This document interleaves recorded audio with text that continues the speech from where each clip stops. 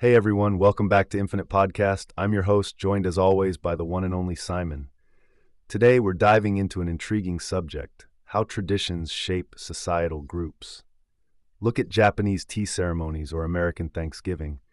These aren't just meals or gatherings, right, Simon? They're like glue holding communities together, each ritual packed with its own identity badge. What's your take on this? Oh, totally, Joe. Those traditions are like those superhero team-up movies. Each character, or tradition, brings something unique to the table, right? But think about it. Not just the big blockbuster stuff. Even the quirky little family traditions, like how every Thanksgiving my Uncle Jerry insists on wearing that horrendous turkey hat. Those moments create a shared identity that's super specific to that group. And let me tell you, it's hilarious and embarrassing in equal measure every single year. Yeah, I get what you're saying with the funny Uncle Jerry turkey hat saga. It's like a mini tradition in its own right. But let's not romanticize it too much, huh? Sometimes these traditions, they sort of cage us into roles we maybe don't feel connected to anymore. Like, think about someone who doesn't vibe with that kind of festive spirit but has to play along. It can be a tad stifling, don't you think? What's your angle on that, Simon? Yeah, you've got a point there, Joe. It's like sometimes these traditions can feel like wearing a sweater that's way too tight, kind of suffocating, right? I mean, if you're not feeling the holiday cheer, having to slap on a smile and carve a turkey can be really draining. Makes me think about the times I had to bite my tongue and go along with things just because it's tradition. At some point, you're like, who am I even doing this for? It's a real mixed bag, dude. Yeah, man, I totally see where you're coming from. It's like you're performing in a play you didn't even audition for, huh? Kind of makes you wonder who really benefits from sticking to these traditions rigidly without any room for personal tweaks or updates, right? So, Simon, do you think there's a way to keep the essence of these traditions without making them feel like a straitjacket? Oh, for sure. It's kind of like updating your phone software, right? You keep the good stuff, toss the bugs. Maybe we could start by tweaking those stuffy traditions just a bit, keep them fresh and airy. Like instead of a formal sit down Thanksgiving dinner, why not make it a Thanksgiving pizza night?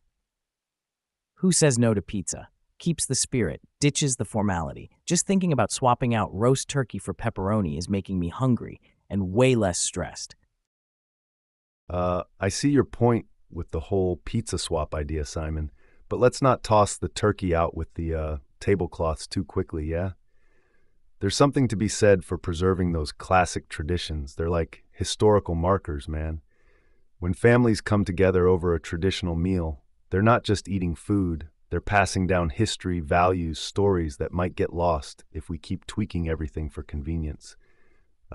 Historians argue how these traditions give us roots and a sense of continuity, especially in our fast changing digital age. So maybe there's a balance to strike, huh? What do you think about that angle?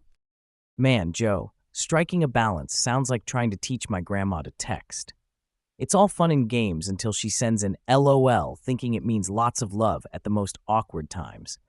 But hey, if it keeps Grandma feeling connected and passing down those wild family tales, I guess we can handle a little tradition alongside our tech-savvy turkey days. Haha, man, I love that story, Simon. It's classic. In a way, it sort of mirrors how we handle traditions, right? We adapt, but also kind of preserve.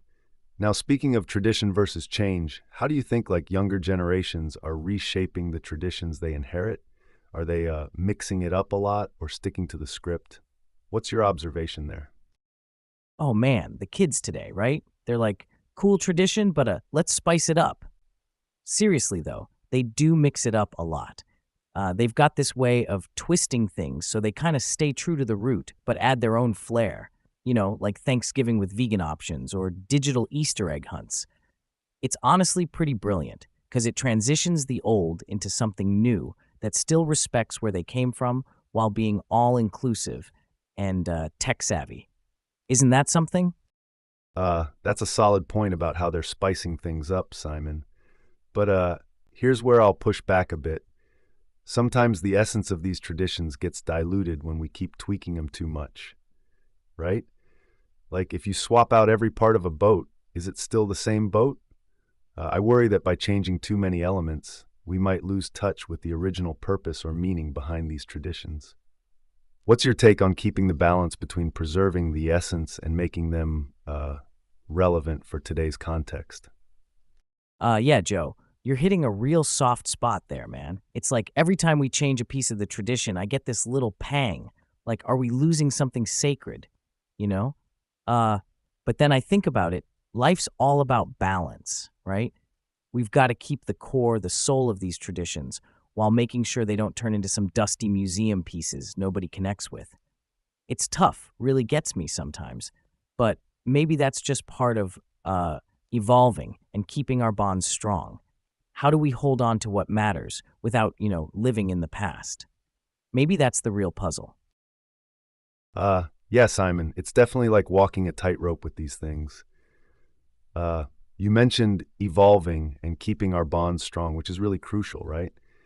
So, in your view, how do we make sure that we're not just preserving for the sake of preservation, but also making these traditions still feel alive and meaningful to everyone involved?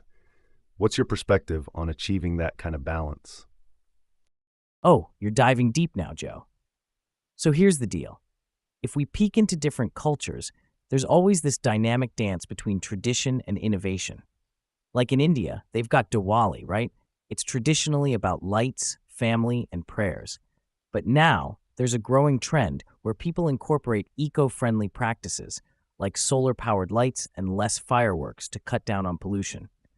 This tweak makes it way more relevant today without trampling over the essence. Then you swing over to places like Spain with their La Tomatina festival. It used to be just locals, kinda insular, but now it draws tourists worldwide, adding new layers of cultural exchange without diluting the core spirit, which is, let's face it, chucking tomatoes for fun and community bonding.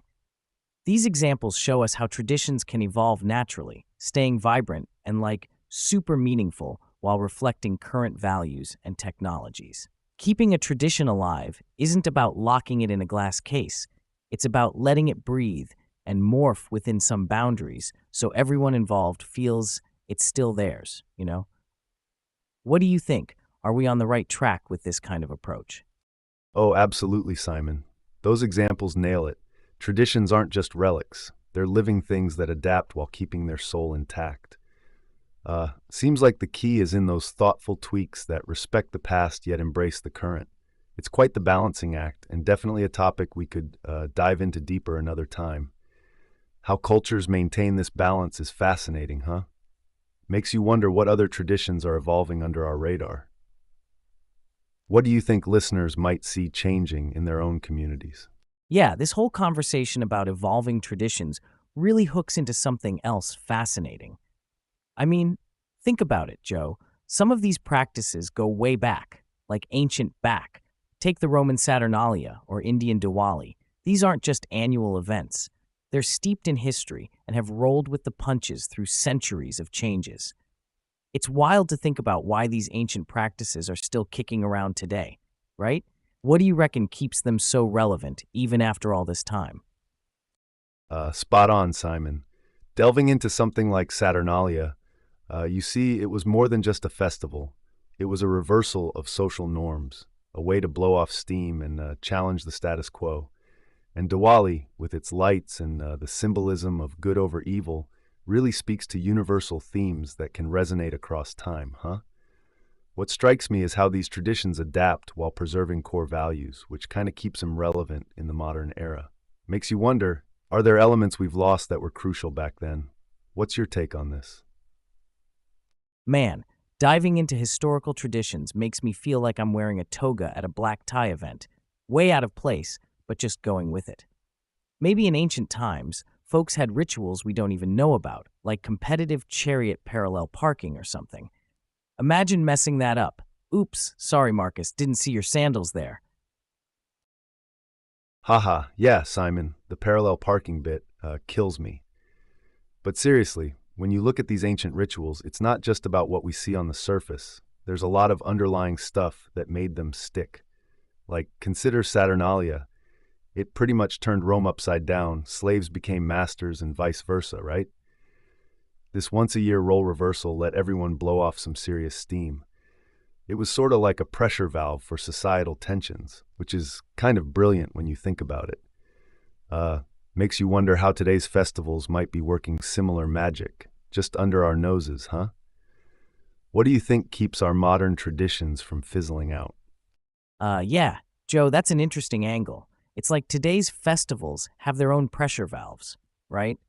Take modern music festivals. People dive into these worlds of sound and escape their 9 to 5 grind. It's not just about the music, it's a mini rebellion from the routine. But here's where I might stir the pot a bit. Sometimes I think we lose sight of deeper meanings behind these get togethers. Like, are we really releasing tension or just swapping one kind for another with all the planning and hype?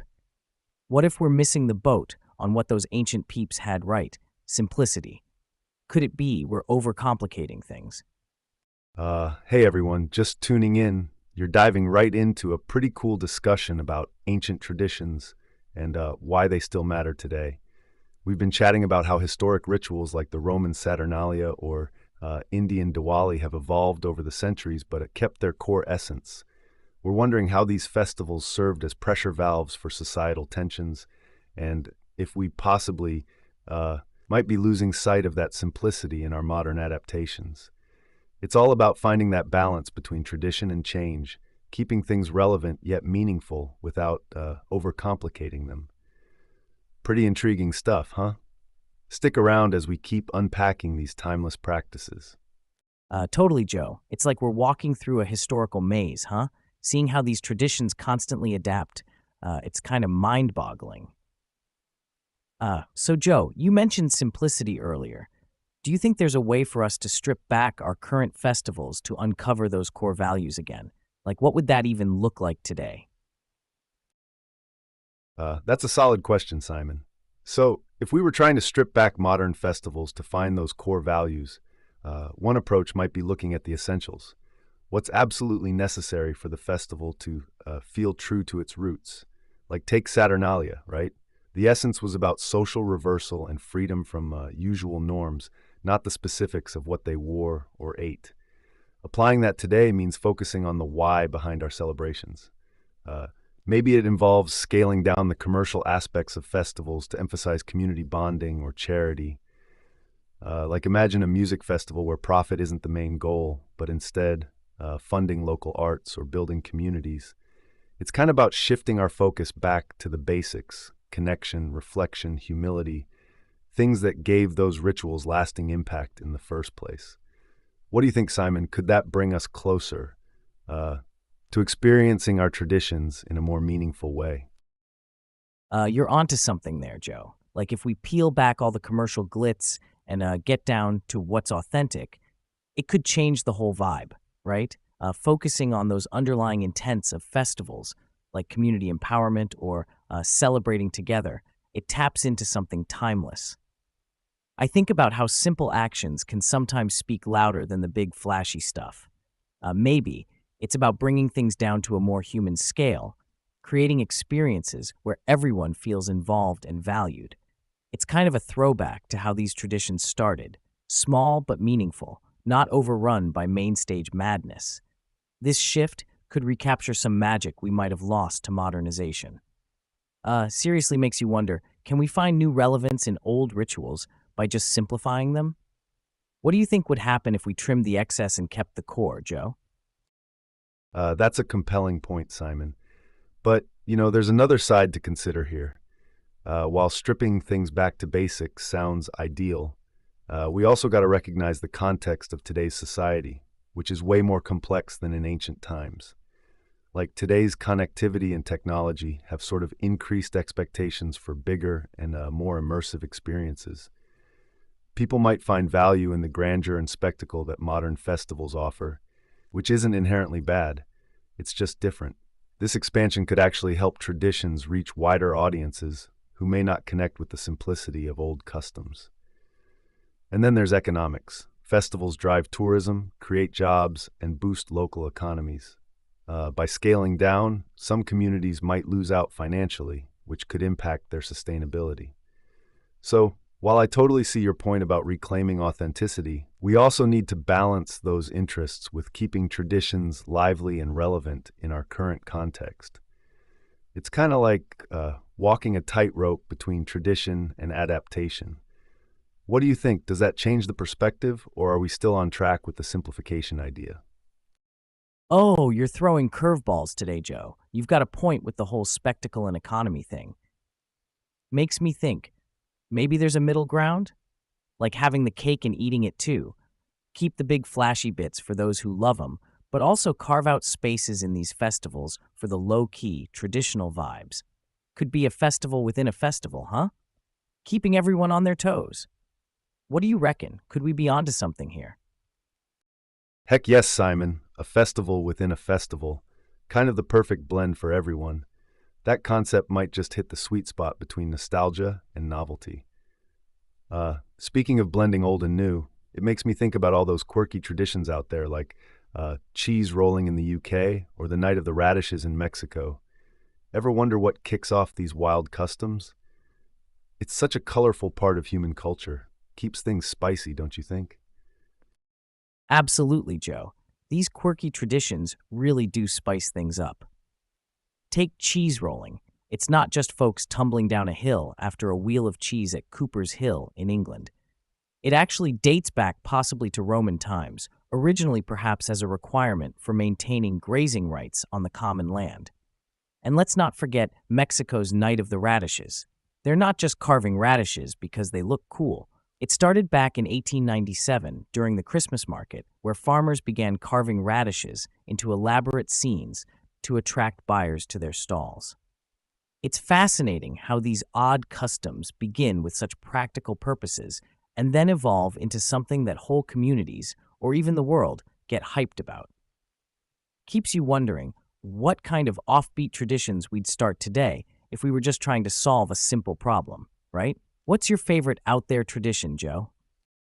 That's such a cool origin for those traditions, Simon. It's really fascinating how practical needs morph into these widely celebrated events. Speaking of favorites, I'm all about that cheese rolling. There's just something wildly entertaining about people chasing cheese down a hill. Kind of captures the human spirit in a quirky way, doesn't it? And thinking about starting new offbeat traditions today, what do you think would catch on? Like, if we had to invent a new tradition based on modern-day problems, what kind of wacky solution might we come up with? What's brewing in your creative pot, Simon? Cheese rolling, capturing the human spirit. Spot on, Joe. Now, for inventing new traditions based on today's dilemmas, how about something tech-themed? Imagine a day dedicated to unplugging, where instead of chasing cheese, we're racing to literally unwind huge rolls of cable as a reminder to disconnect from our screens and reconnect with each other. Could be a fun poke at how tangled we are in technology. And another thing, thinking about making it truly wacky, what if there was a tradition around lost socks? Like an annual sock hunt festival where everyone comes with their orphan socks and they try to find matches.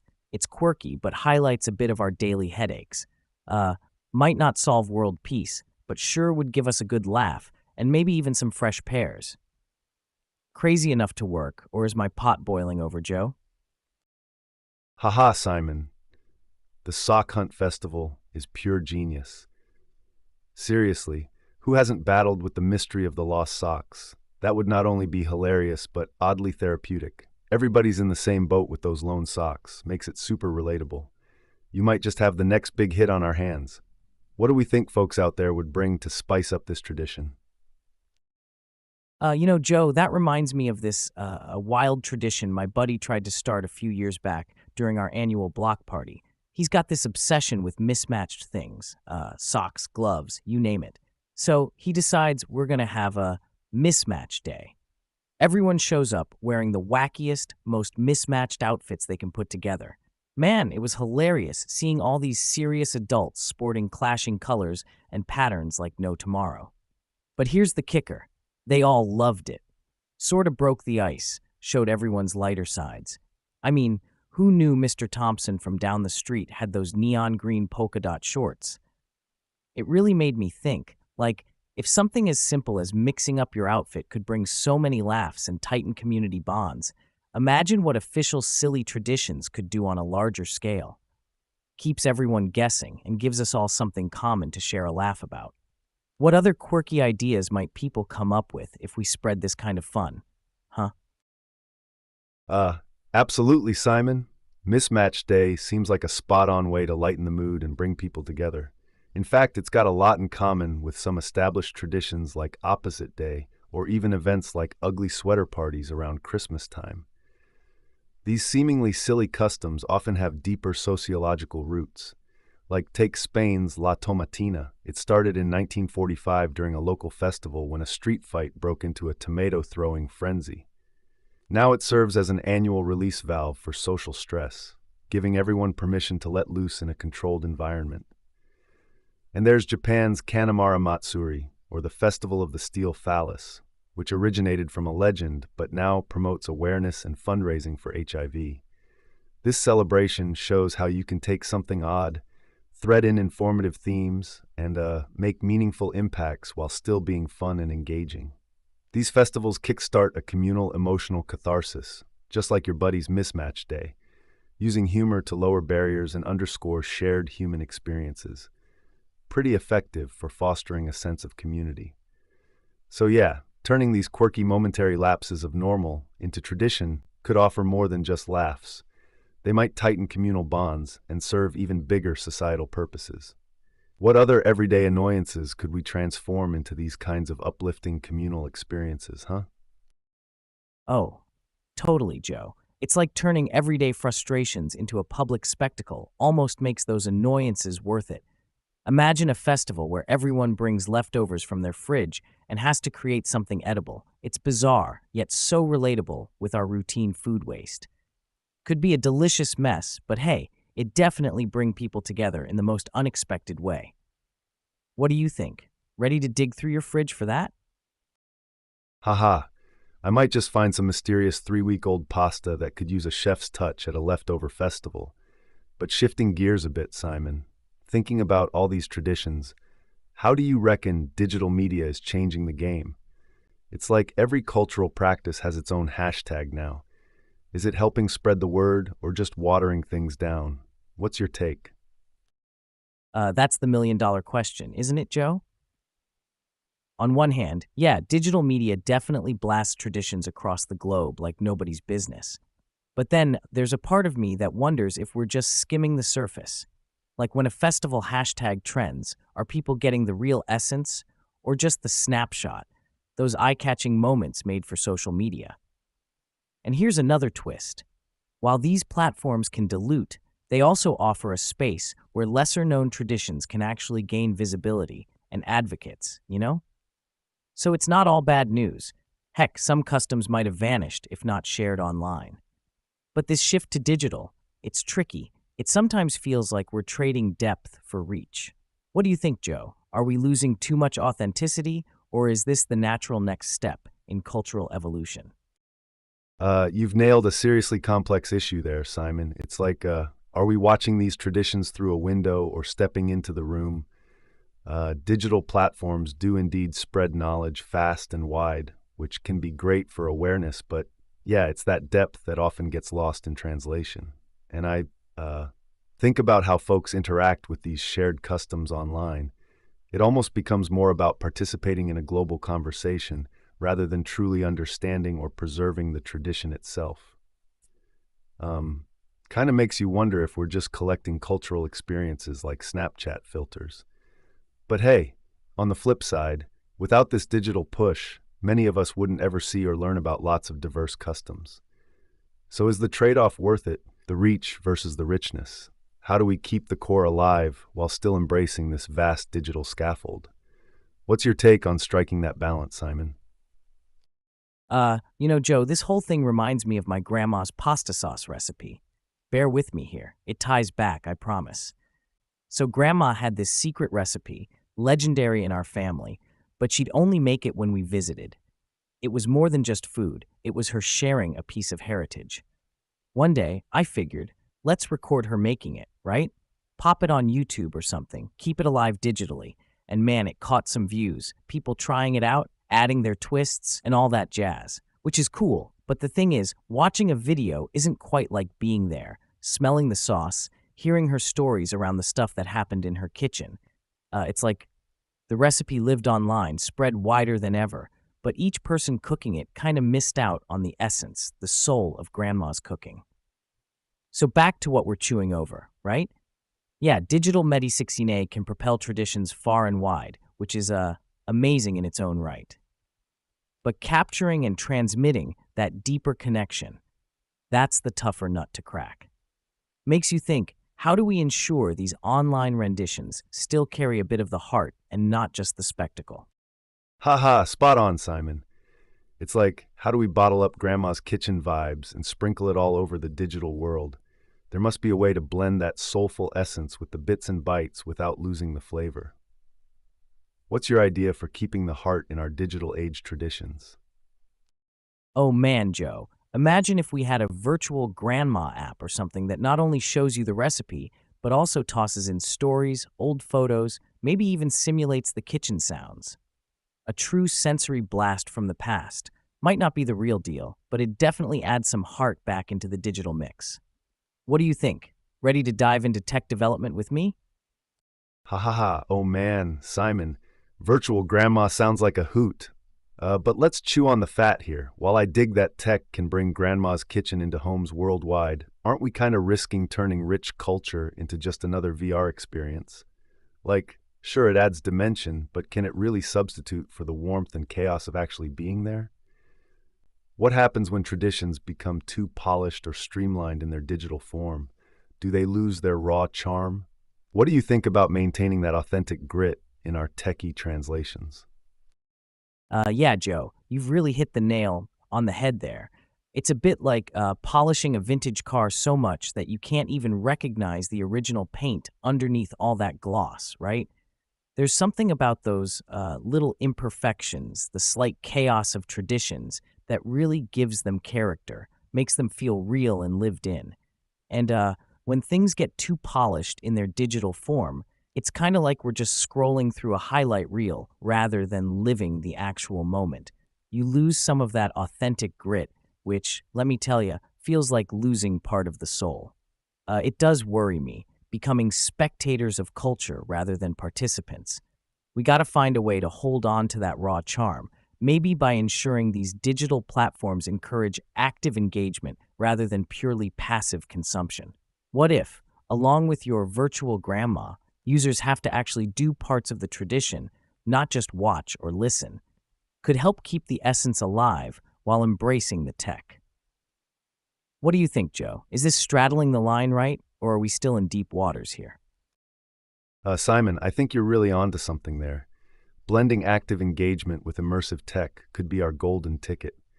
It's about using digital tools, not just as archives, but as interactive bridges, sort of like weaving the old with the new without losing the thread of authenticity.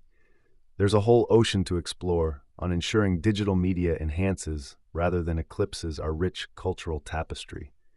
Keep diving into those ideas, buddy. It feels like we're just scratching the surface here. What other innovative ways can technology uplift our traditions while keeping them grounded? Oh, totally. You know, speaking of threading the real with the digital, why don't we spin into some of these amazing global festivals? Like take Diwali's Festival of Lights or the wild vibes of Carnival. They're all about blasting color, light, and joy out at every corner. It's like the whole world turns into a giant block party. How cool would it be to explore how these explosions of culture keep us all spinning together on this big blue marble? What do you think, Joe? Ready to globetrot from our mics? Oh, absolutely, Simon. Exploring these global festivals is like cracking open a living history book, but way more colorful and loud. Events like Diwali in India, with those incredible lamps that light up the sky, they're not just about the spectacle, right? They symbolize the triumph of good over evil, hope over despair. And then there's Carnival in Brazil. Talk about an explosion of culture with its roots deep in both European masquerade balls and African music traditions. It's a melting pot of history in motion, showing off Brazil's diverse cultural tapestry. These festivals do more than just entertain. They glue societies together, sharing collective joy and pride, strengthening bonds across communities.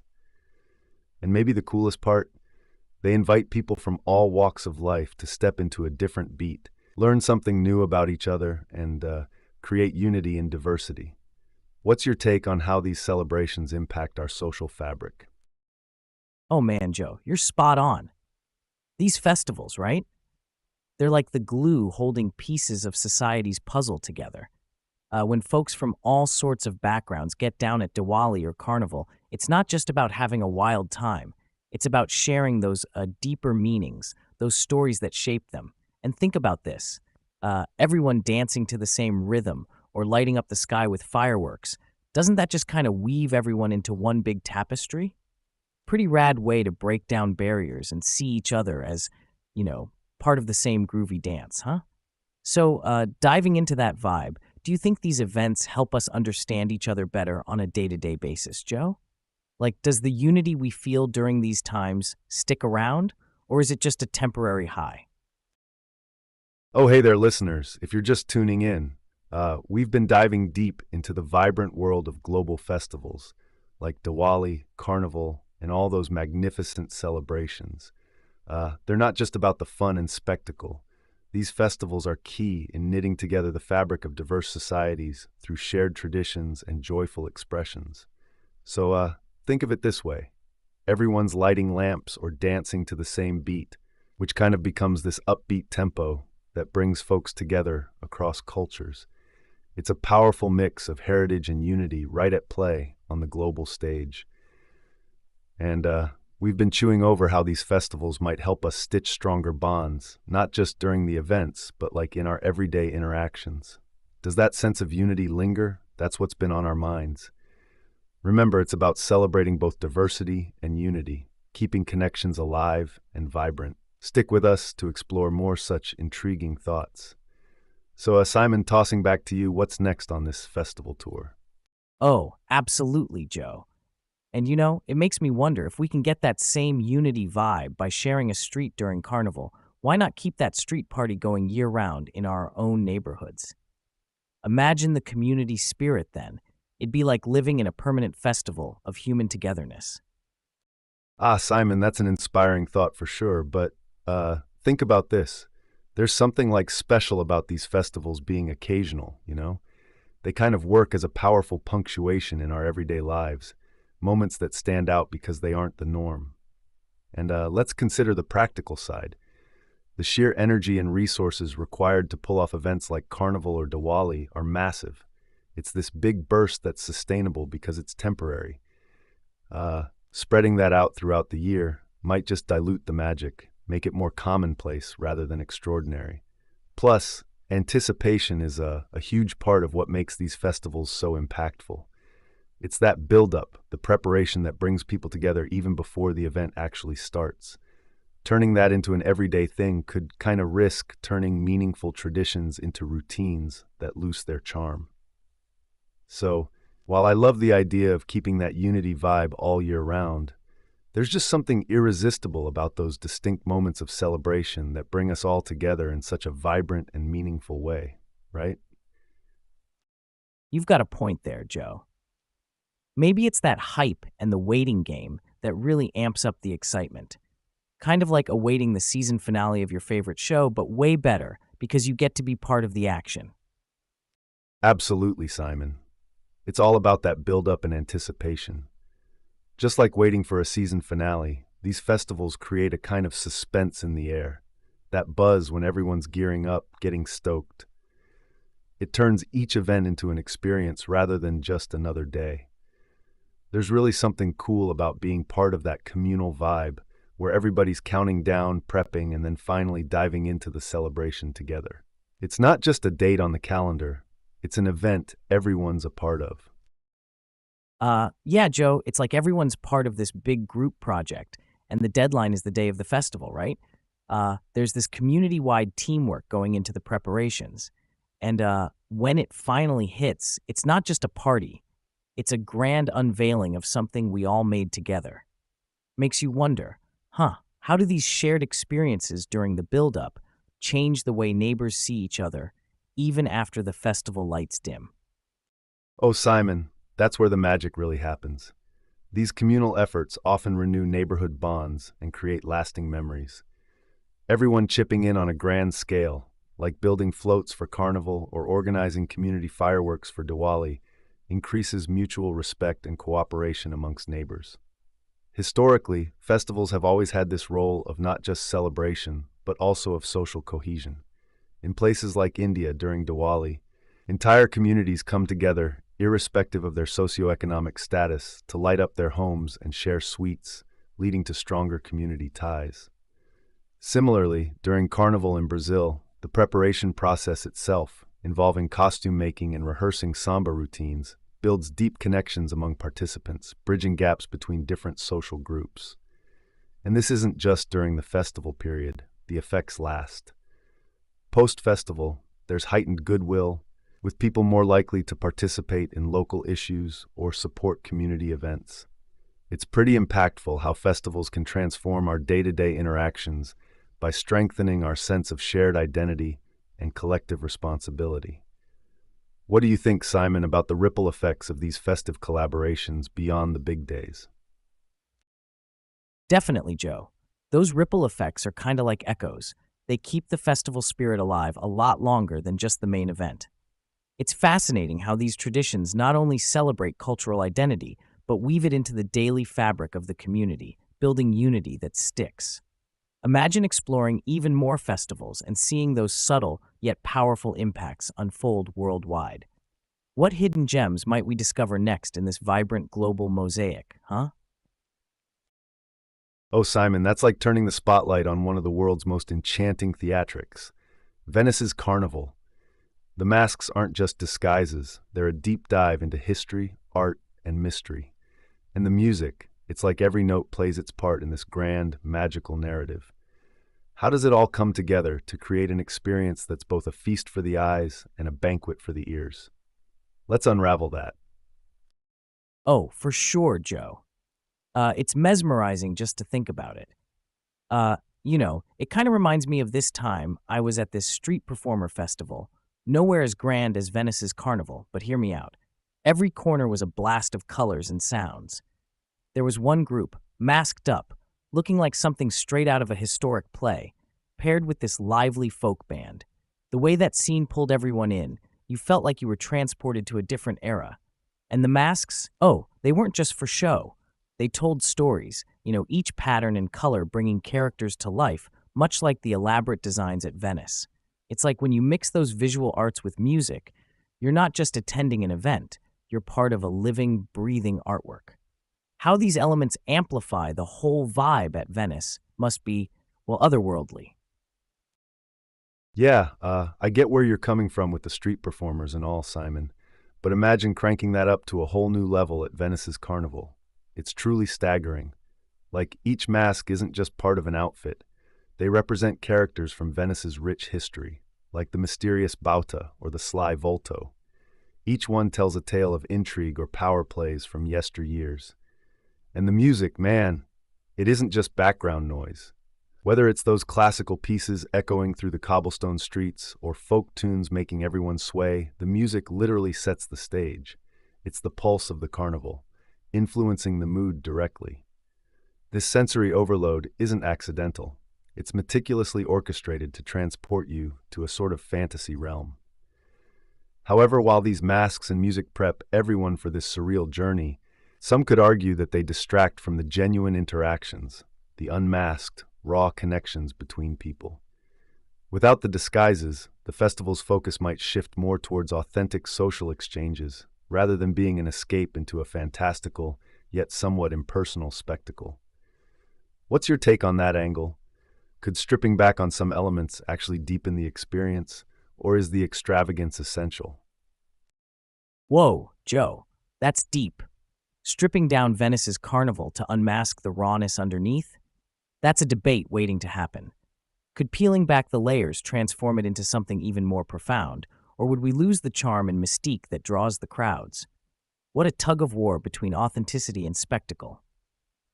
Totally. It's like asking whether a magic trick is more fascinating with or without knowing the secret behind it. The allure of Venice's carnival hangs on that enchantment, which brings up a real dilemma. Unveil the magic or keep the masks on.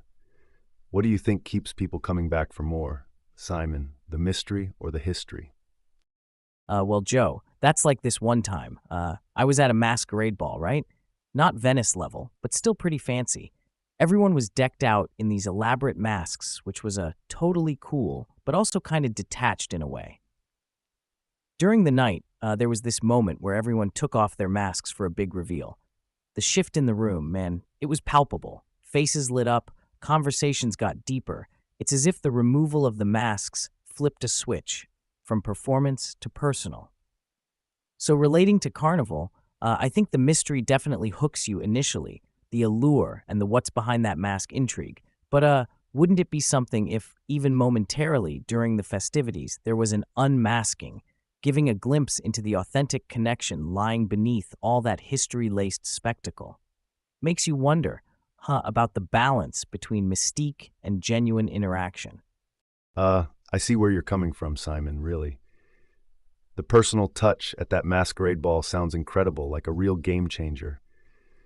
But think about this. Part of the magic of Venice's carnival is its adherence to tradition, right? Those masks have centuries-old histories attached to them, stories that might lose their echo without the mask as a medium. Let's not forget those masks and the mystery they bring. It's not just a barrier, it's a bridge to the past, carrying loads of cultural significance. Each design has a purpose, a specific role in the historical context of Venetian society. Removing them, even briefly, could dilute that rich tapestry of history played out during the carnival. And the music, man, it's not just tunes, it's a narrative tool that enhances these personas behind their masks, adding layers to the sensory journey. Essentially, the continuous interplay of hidden faces and expressive music creates a dynamic where both elements feed off and amplify each other.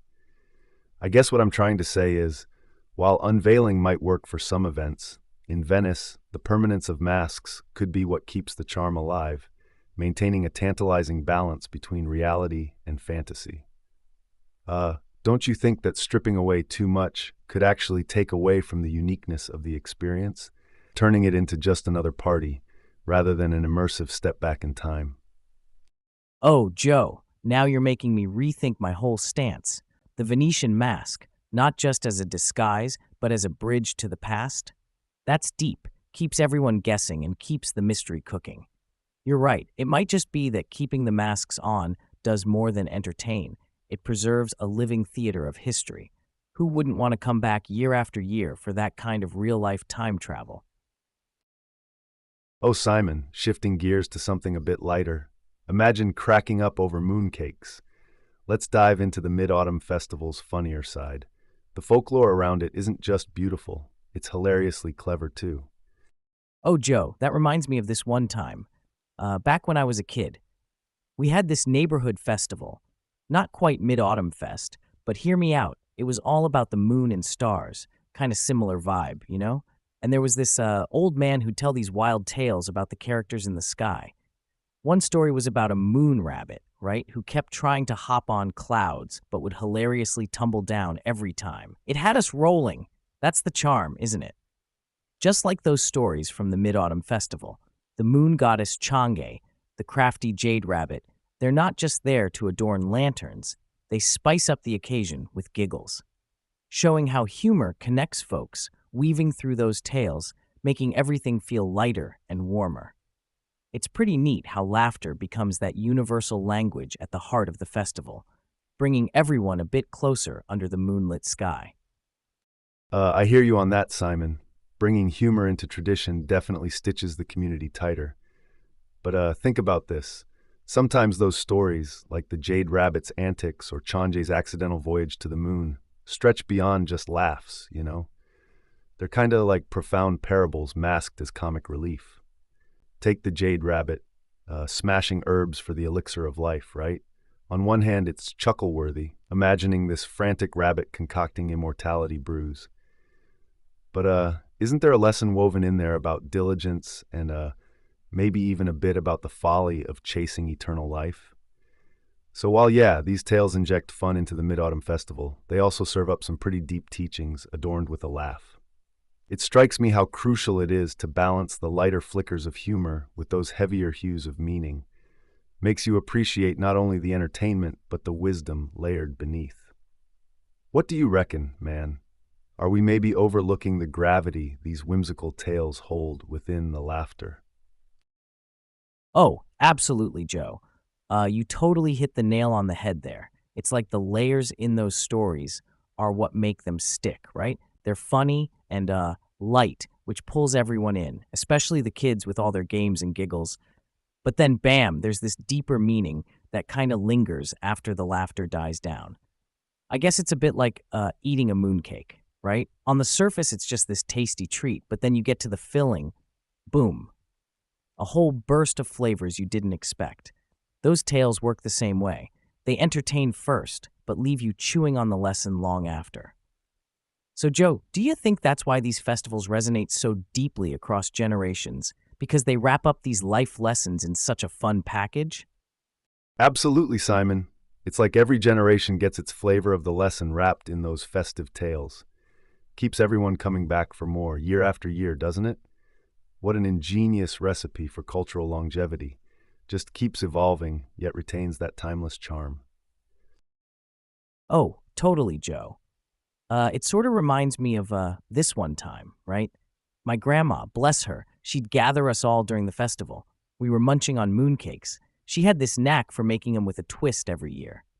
One year, she decided to add some extra salt instead of sugar by mistake. Talk about a surprise flavor. We were like, what in the world? Seeing who could keep a straight face the longest after taking a bite. It was hilarious. She'd then wrap it up into a story, something about expecting the unexpected and finding joy in little missteps along life's way. So thinking back, that salty mooncake wasn't just a culinary slip-up. It was her way of teaching us to laugh through unexpected turns, kind of like those stories we treasure from the festival itself.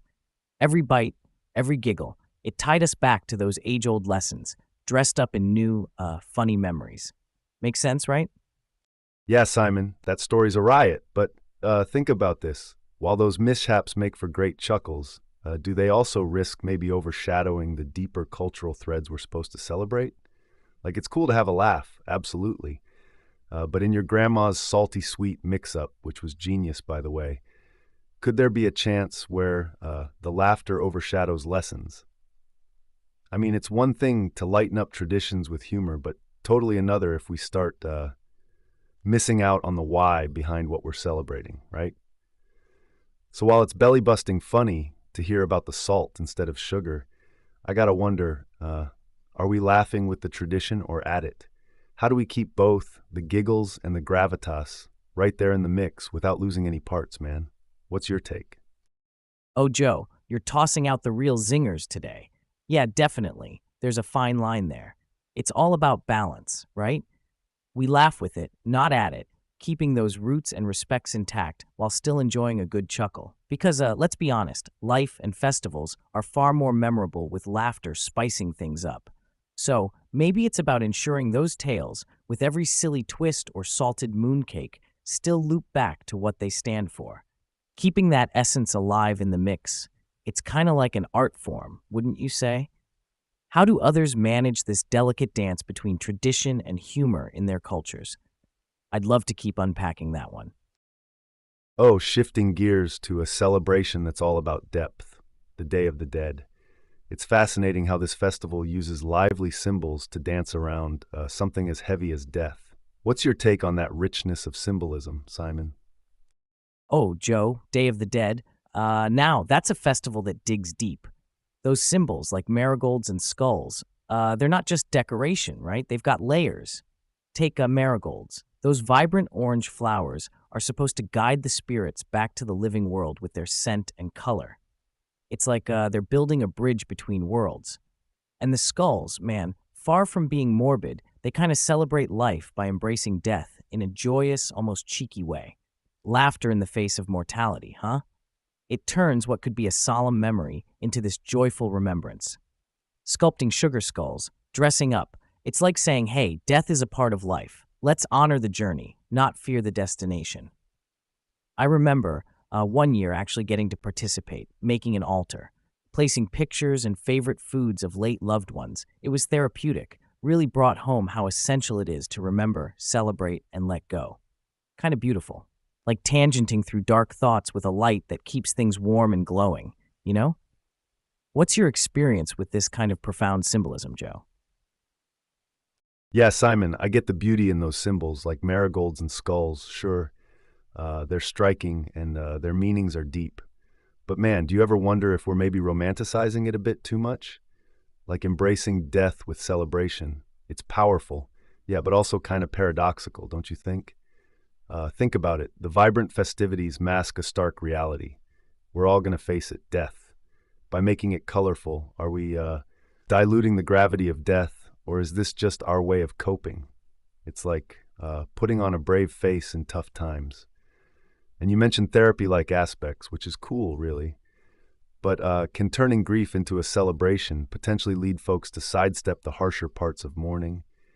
Maybe there's a side where the sheer vibrancy overshadows personal grief, making it harder for some to find true closure under all that color and noise. It's fascinating yet complex, right? What do you make of that, man? Are we hitting the sweet spot between remembrance and celebration, or is there more to unpack here? Oh, Joe, that's a zinger. It's like dancing on a tightrope between honoring and avoiding, right? We're spinning plates here, celebrating life while acknowledging death. If the music's too loud, are we really hearing the echoes of those we miss or just drowning them out? Makes you wonder how each person finds that balance, huh? Exactly, Simon. It's a personal dance for everyone. Some might twirl closer to the music, while others step back to listen to those echoes more clearly. So speaking of personal takes, how do folks around the world use their own traditions to strike that balance between celebration and reflection? Oh, around the globe, folks have their own spin on this balance between celebrating life and honoring death. Take Thailand's Lantern Festival, right? They release lanterns into the sky, which is visually stunning, and it celebrates light over darkness, but it also serves as a moment to let go of grief and misfortune. Then there's Japan with Obon Festival, kind of like Day of Dead meets temporal mindfulness. People dance, enjoy festivities, yet there's a clear focus on remembering ancestors with respect and reverence through rituals and offerings.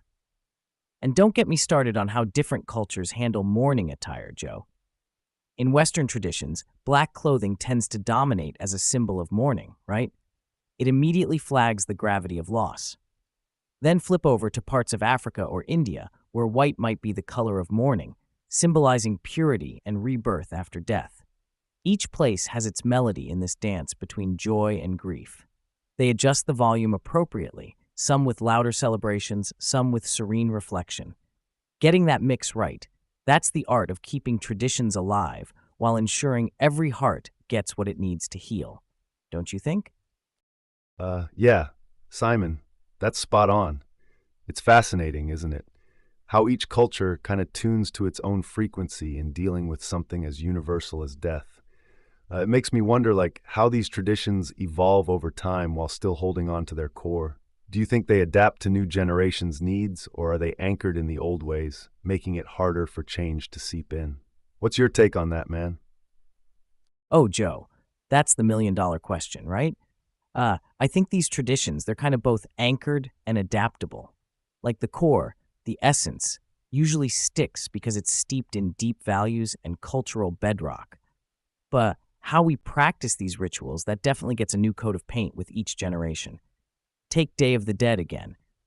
Ancient tradition, but now you see folks incorporating modern symbols, maybe stuff from pop culture, or even adapting altars to be digital for those who can't travel.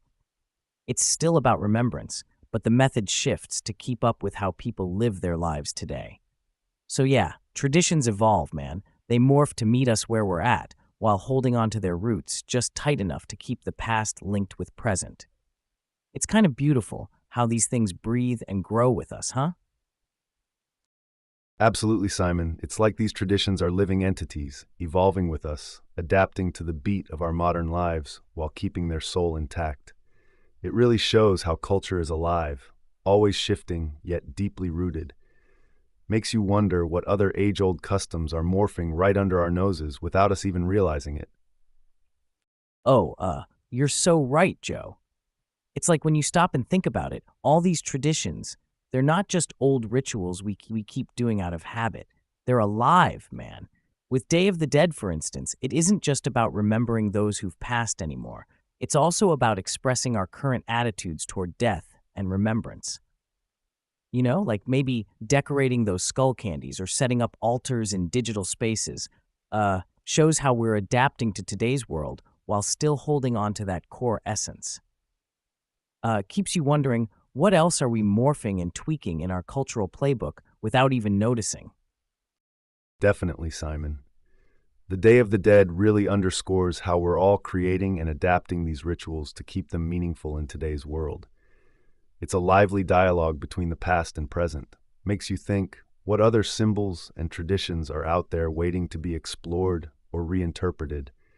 There's just so much more to unpack in the ways we celebrate life and face mortality through these colorful, vibrant traditions. Yeah, Joe. Thinking about all these vibrant traditions and how they've evolved got me thinking about another staple of big celebrations: parade floats. You know, those massive moving stages that bring festivals to life. It's wild how they started as simple platforms and have morphed into these complex mechanical wonders on wheels. Just like our traditions, parade float technology has seen its own evolution. What's the story behind that engineering marvel? Oh man, Simon, the parade float tech, it's like an unsung hero of engineering. You'd think it's just about making something pretty on wheels, but dude, the backstory is all about tackling wild engineering challenges. Like, these floats weren't always the mechanical beasts we see now. They started super basic. Now, they've got hydraulic systems, complex mechanics, and stuff I can barely wrap my head around. The leap from those simple carts to what we've got today, it's not just evolution, it's a revolution, man. Makes you wonder, though, how did folks come up with solutions to those crazy engineering puzzles?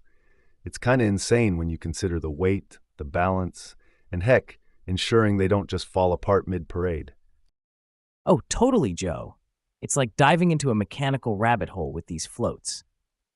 Originally, parade floats were just decorated wagons pulled by horses, right? Super simple. But as parades became more popular and technology advanced, the game totally changed. So, let's talk innovation in parade tech.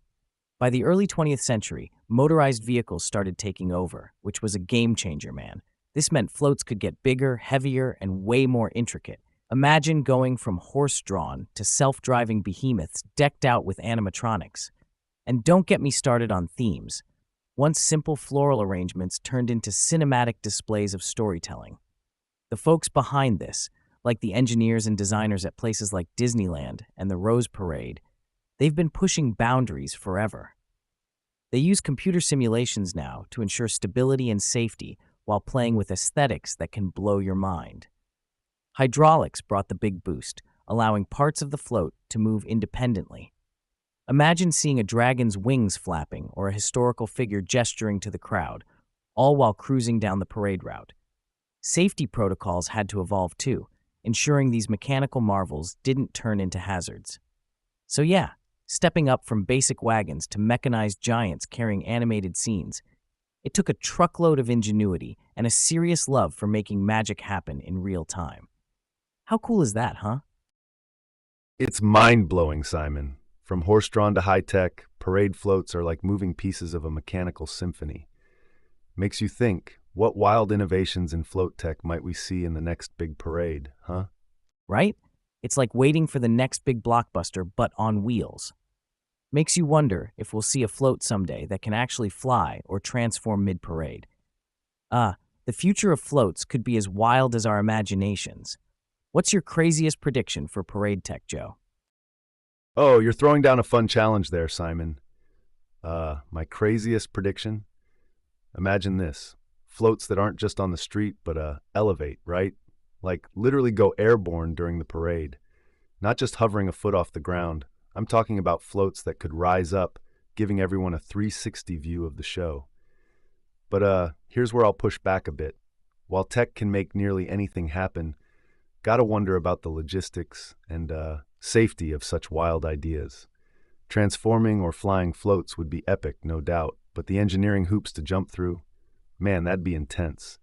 Costs, regulations, not to mention crowd safety. Is the spectacle worth the potential hassle? What do you think, Simon? Are we ready for that level of tech in our parades, or are these just pipe dreams? Joe, diving deeper into what we're talking about, this whole flying floats idea isn't just tech evolution. It ties back to those pioneers who originally pushed parade technology way past its limits. Like early float designers, they were basically experimenting with available to create something visually stunning that had never been seen before. Let's flash back a bit. Imagine the switch from manual pull to engine-powered floats. The change wasn't just mechanical. It required rethinking weight distribution, power needs, and stability systems to handle all the new capabilities, like animatronics. Each step forward in the complexity of the floats pushed not just creativity but technical prowess as well. Now, considering further, the push towards aerial or transforming floats would need next-level advancements in control systems, maybe even AI-driven stability protocols to manage dynamic movement safely. And yeah, you nailed it on logistics and safety regulation. They become ginormous when you think about floating a heavy structure over a crowd. These aren't just enhancements, they're major redefinitions of what parade floats are. They'd bridge spectacles with cutting-edge technology, kinda rendering old parade norms obsolete. Are we there yet? Maybe not fully. But considering where we started and those initial strides made by the pioneers of parade technology, reaching for the skies doesn't sound so far-fetched anymore. Huh? Definitely, Simon. It's like every parade is a step into the future of tech. Imagine watching a float that suddenly transforms or takes off, makes you feel like you're part of a sci-fi movie rather than just a spectator on the sidewalk. We're heading towards some thrilling times in parade tech. What will they think of next, huh? Oh, dude! Speaking of taking parades into the future, what if we take things a step greener? Like, imagine floats that not only knock your socks off, but are also champions of the environment. We're talking solar-powered, recycled materials, eco-friendliness cruising down the street. What's the scoop on sustainable practices shaping up in the world of parade floats? Man, Simon, going green with parade floats. That's next level. Think about it. Solar panels powering up all those lights and movements. Recycled materials making up the scenes. It's not just about wowing the crowds anymore. It's about making a statement, about respecting our environment while still putting on a killer show. Plus, what a message to send, right? Proving that big celebrations don't have to be wasteful. That's the kind of future thinking we need more of. Absolutely, Joe. But here's the thing. While it's super cool to think about all these green technologies mixing into parade floats, getting there isn't exactly a walk in the park. Like, you gotta consider not just the upfront costs of going green, but also whether these eco-friendly materials can handle the same duties as their less sustainable cousins. Can we ensure that a solar panel can power a massive moving contraption loaded with lights and mechanics throughout the entire parade route? And recycled materials, great on paper, but are they sturdy enough to become a dragon or a pirate ship? There's this huge balancing act between spectacle and sustainability. Plus, if we're talking impact, engineering a zero-footprint float could change public perception big time. Imagine parades known not just for their creativity, but also for their commitment to planet Earth. Could totally reshape how communities view celebrations, pushing more events to think and act green. Wouldn't that be something? Totally, man. It's all a give and take scenario. High tech and high eco at the same time, right? But here's where I think it gets interesting. Yeah, there are challenges with solar panels and using recycled materials durability-wise, but tackling these problems, that's how innovation happens. It drives tech forward. And who knows, it could open up new ways to build stuff that we haven't even thought about yet. And you're spot on about shifting public perception. If the big event scenes can get this right, not only do they throw an awesome parade, but they also set a killer example for sustainability. It's like, look, we can party and still keep it green. pushes everyone to up their game. Oh, hey listeners, if you're just tuning in, Joe and I have been chatting about some super cool stuff. How parade floats are going green. Like imagine solar panels lighting up all the flashy parts of a float, or materials that folks have recycled turning into these jaw-dropping designs. It's kind of awesome because it's not just about putting on a show, but doing it in a way that respects our planet. We dove deep into how this isn't just for looks, but also sends a strong message about sustainability. Tackling challenges with eco-friendly tech could lead to big leaps in how we build and create, sparking new ideas across industries. Basically, parades can be both mind-blowing and mindful of environmental impact. So yeah, that's the scoop. We're looking at a future where partying doesn't mean ignoring the planet. Right, Simon. And think about this. If parades can pull off mind-blowing spectacles while being eco-friendly, what's stopping other big public events? Could totally kickstart a green movement that shows us all how to have a blast without blasting the planet. What other events you think could use a green makeover? That's a tough one, Joe. Like, think about massive music festivals. Those are huge. Tons of gear, lights, action, and not to mention the waste. If parades can integrate green tech with all those moving parts and challenges, imagine what could happen at something like Coachella or Glastonbury. But here's where I'll toss in a curveball. While going green sounds fab and all, pulling it off across different events with varied needs, that's like a mountain to climb. And hey, before we even talk festivals, consider the logistics, man. Every event has its own vibe and setup requirements. So while our float ideas rock for parades, applying them everywhere else ain't straightforward. Lighting using solar, that's cool for a sunny day parade, but at a rainy night concert, might need a backup plan. And recycled materials, sure they're awesome until you need something super sturdy that can handle a mosh pit crowd, right? So yeah, I'm all for pushing eco-friendly practices. Don't get me wrong, it's crucial, but each event kind of needs its own tailored approach to sustainability rather than a one-size-fits-all solution. What do you think? Are these green goals achievable across the board, or are we looking at specific niches where they can truly shine? Oh, Simon, now you're sparking a whole new debate. Can we customize green solutions for each event's unique DNA? That's the big question. Whether it's sustainability in tech-heavy parades or muddy music festivals, perhaps the real magic lies not just in going green, but in how creatively each scene adapts to it. Oh, Joe, you're onto something cool here. Sustainability in every scene. Man, that's kind of exciting, isn't it? Like adapting green tech to fit the specific needs of different events. That's genius. Each setting has unique challenges and vibes, so why not tailor the eco-friendly solutions to match? It keeps things fresh and highly effective. Could you imagine? Parades with floats decked out in solar-powered lights and recycled decorations, then take that same passion for the planet and tweak it for a festival. Not just clean energy, but also waste reduction methods that rock as hard as the music. It could be a game changer, making each event not only fun, but also thoughtful towards our environment. Totally something I'd love to see more of. How about you, man? What type of event would you start with to kick off this green wave? Absolutely, Simon. Actually, if I had to pick one event to start greening up, I'd go all in on citywide marathons. Imagine runners energized by the crowd and knowing every step they take is on a fully sustainable track. That could really sprint into other events, setting a blazing trail for everyone to follow. Talking about marathons going green gets me thinking. Just like those long races, parades are kind of their own endurance test, right? Especially when things go off script. Remember some of those hilarious float fiascos we've seen? Like a float that's supposed to be this majestic display suddenly turning into a comedy sketch because someone forgot how balloons and power lines don't mix. Man, dealing with those unexpected glitches during a parade must be wild. Oh, tell me about it, Simon. I remember this one time we were at this parade and they had this huge float designed like a giant cake, like really big. It was supposed to pop open with dancers coming out of it. But guess what? The mechanism jammed. So instead, you had these dancers kind of half stuck, trying to wiggle their way out. The crowd was in stitches, man.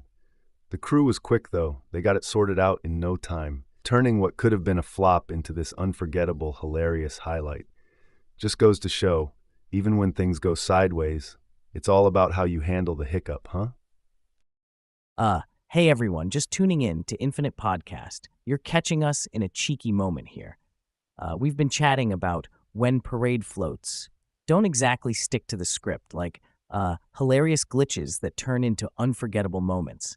Like this time, Joe was telling me about a giant cake float where the dancers got stuck popping out. And man, instead of a disaster, it turned into comedic gold, with the crowd just cracking up. We've been diving into how these unexpected hiccups are sometimes what make parades memorable, and how quick-thinking crews handle these mishaps live. Stick around, because these stories only get goofier.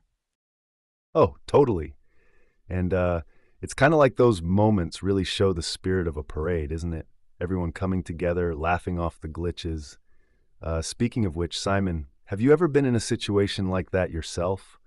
Like involved directly when something went hilariously wrong at a live event? What was that like, man?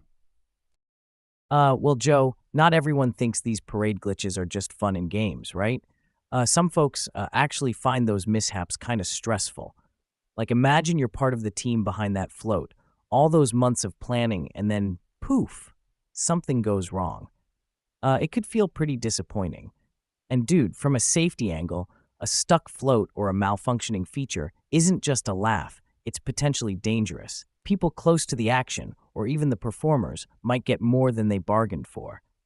I remember reading about a parade where a mechanical failure led to minor injuries. So there's that serious side to consider too. It's kind of like what's hilarious to spectators can be a real headache to resolve for event organizers. Do you think that takes away from the fun of it, or is it all just part of the parade charm? Simon, that's a really solid point. Safety is definitely no joke, and the stress on the crew is real.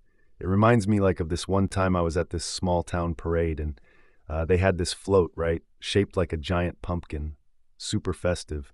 But halfway through, something in the bottom gave out, and it just like tipped over, slow motion style. Thankfully, nobody was hurt, but there was this moment where everyone just held their breath. Then, once people realized everything was cool, it turned into this big joke. I mean, imagine a giant pumpkin rolling down Main Street.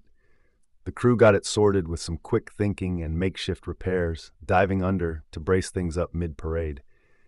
It kind of showed me that while, yes, these can be tense moments, the community's response and the crew's readiness can turn even a potential disaster into part of the day's entertainment. Keeps you remembering these events for all sorts of reasons, huh? Oh man, Joe, a giant pumpkin rolling down the street. Now that's an image.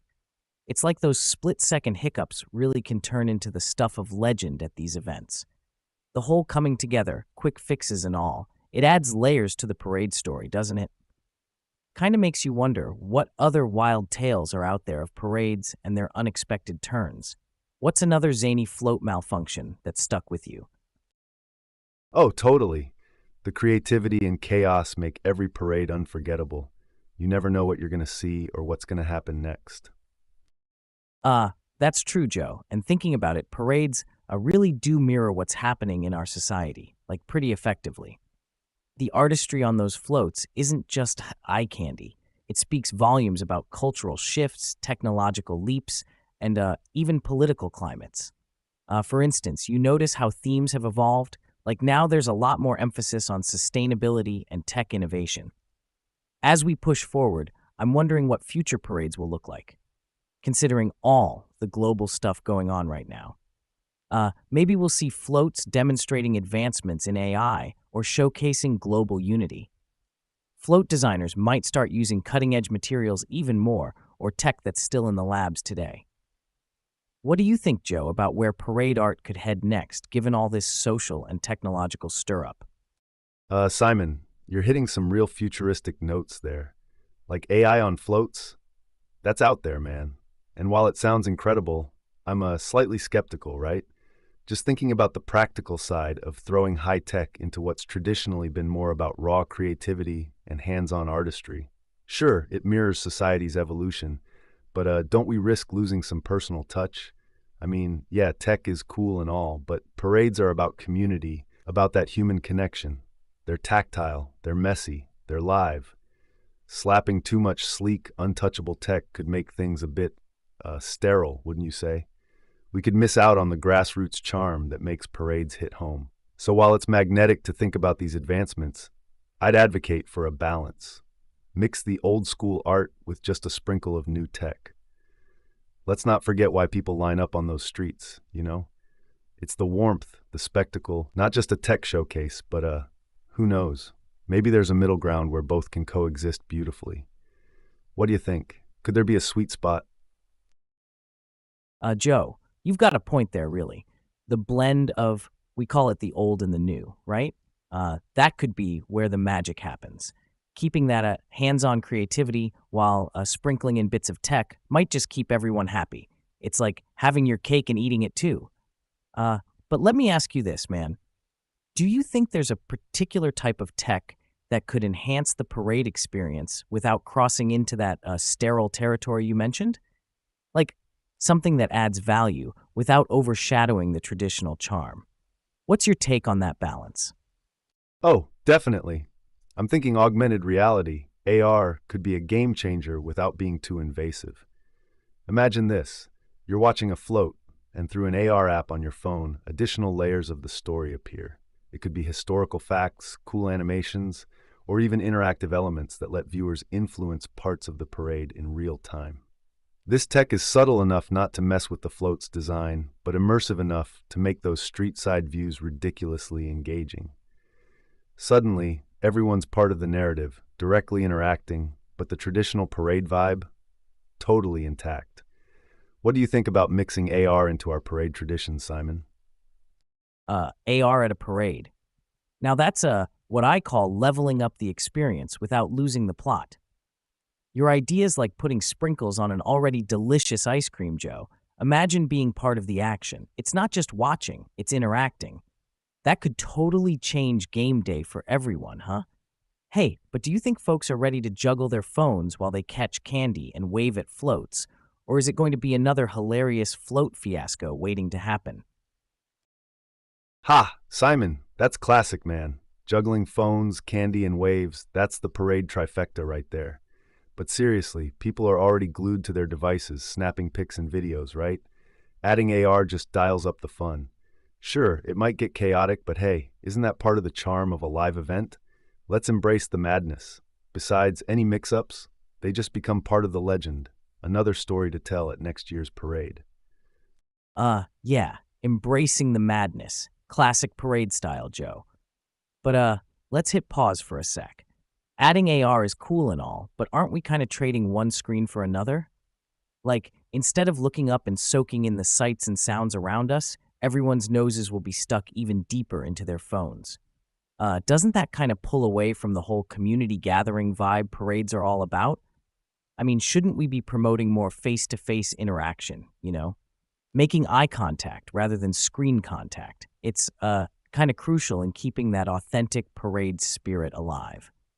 So, what's your take on finding a tech that actually encourages people to look up and engage directly instead of down at their screens? Yeah, Simon, you're spot on. Adding AR might seem like we're just trading direct visuals for screens. And the core of a parade is about connection, face to face. It's communal, it's physical. So tech should definitely play into enhancing that, not detracting. Maybe something like public displays that interact with the crowd. These could show off tech advancements or societal themes without everyone staring down at their phones, like large screens that augment the reality around us in real time, but positioned so people still catch everything live, heads up, eyes front. In this way, we're not just lost in our devices. Instead, we're part of a larger shared experience, looking at the same big picture, literally. Do you think that approach could work better, keeping the parade's traditional interaction alive? Joe, I think you're onto something there with the communal screens. That kind of tech encourages everyone to look up and share in the spectacle together, not just individually through their phones. It's like a hybrid of old-school communal joy and modern tech, right there in the moment. It sure sounds like a promising way to hold on to traditional parade vibes while still embracing the future. So, where could parades take this concept next? Guess that's part of the evolving artistry and community spirit we'll have to keep watching unfold. What cool ideas might pop up at the next big event? Oh, shifting gears to something fresh. Have you heard about these green marching bands? They're literally setting a new beat in sustainability. It's like they've tuned their instruments and uniforms to not just sound good, but do good too. Quite the harmony, huh? Oh man, green marching bands. What's next? Tambourines that double as solar panels. And I guess drumsticks are just repurposed bamboo from somebody's eco-friendly garden. Hey, at least if the music doesn't work out, they can always join a salad. Those uniforms must be 100% organic cotton. Aha! Solar panel tambourines might not be too far off the mark, Simon. But seriously, these green marching bands are no joke. They're stepping up big time. Using bamboo for instruments isn't just about being quirky, it's about reducing waste and promoting renewable resources. And those organic cotton uniforms? That's tackling the massive issue of fast fashion in the performance world. It's like they're marching to the beat of sustainability while still putting on a killer show.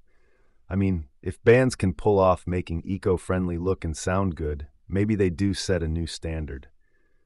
Isn't it a cool way to push public events toward greener practices? What do you think? Punching above their weight or just a novelty act? Uh, Marching bands going green? I mean, it's only a matter of time before we see flutists dual-wielding bamboo shoots.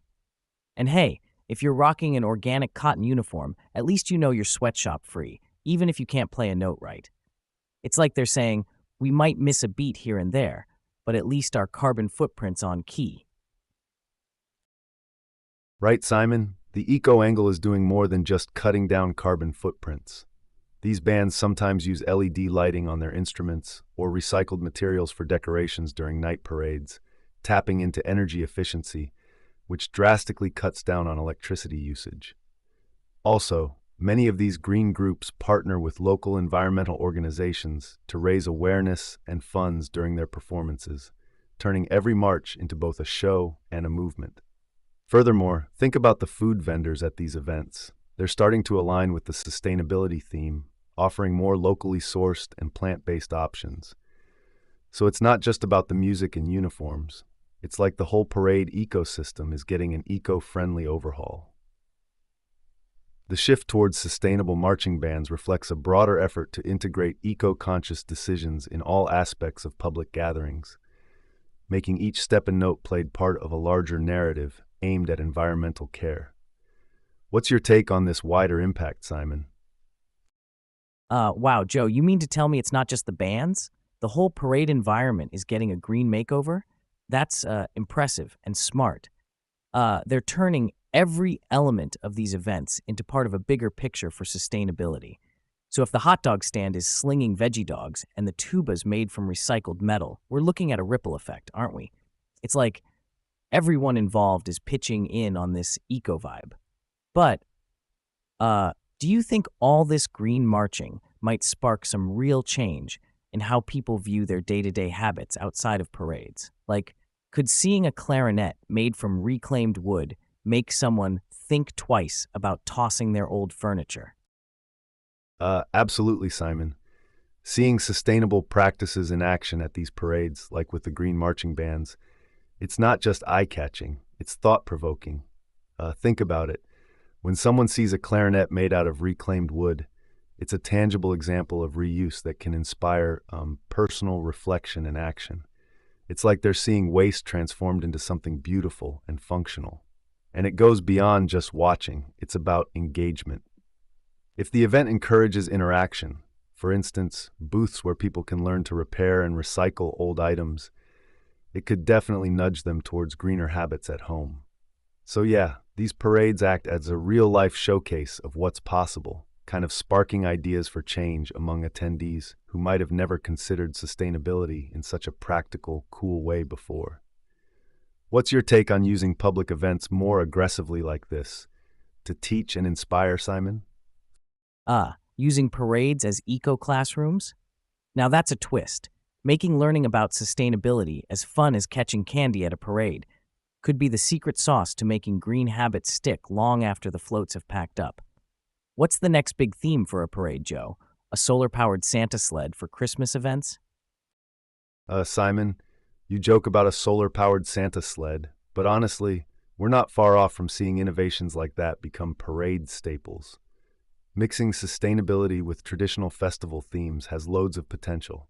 Like imagine solar panels powering all the parade floats, or bicycles instead of gas-guzzling trucks pulling them.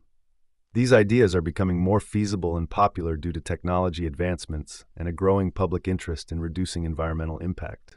For instance, green marching bands already use biodegradable materials for their props and decorations, aiming to leave no trace after parades. Some groups even coordinate their travel plans to reduce carbon emissions, carpooling or using vehicles run on biofuels. It's this type of integrated, thoughtful approach to sustainability that can make these eco-friendly initiatives more than just a once-a-year spectacle. They can spark ongoing community engagement and action towards greener practices. So yeah, a solar-powered Santa sled isn't just a cool idea. It represents how we can reimagine even our most cherished traditions in ways that honor the earth. What do you think, Simon? Ready to ride on that green sleigh? Green sleigh ride? Count me in, but only if Rudolph's red nose is LED powered. You think eco-conscious reindeer are the next big thing? LED-powered Rudolph nose? That's golden, Simon. But seriously pushing on the eco-reindeer idea, why not go all out? Think about it. Using electric sleds to cut down on emissions and having all of Santa's gear made from recycled materials. It's a fun twist, but it sends a powerful message about sustainability during a season that's notoriously consumer-heavy. And circling back to green marching bands, they're like the maestros of this movement. If they start implementing these radical, yet visually striking elements in their performances, it could really make people think twice about their own environmental impact. Like imagine if every instrument was tagged with info on how it was made sustainably.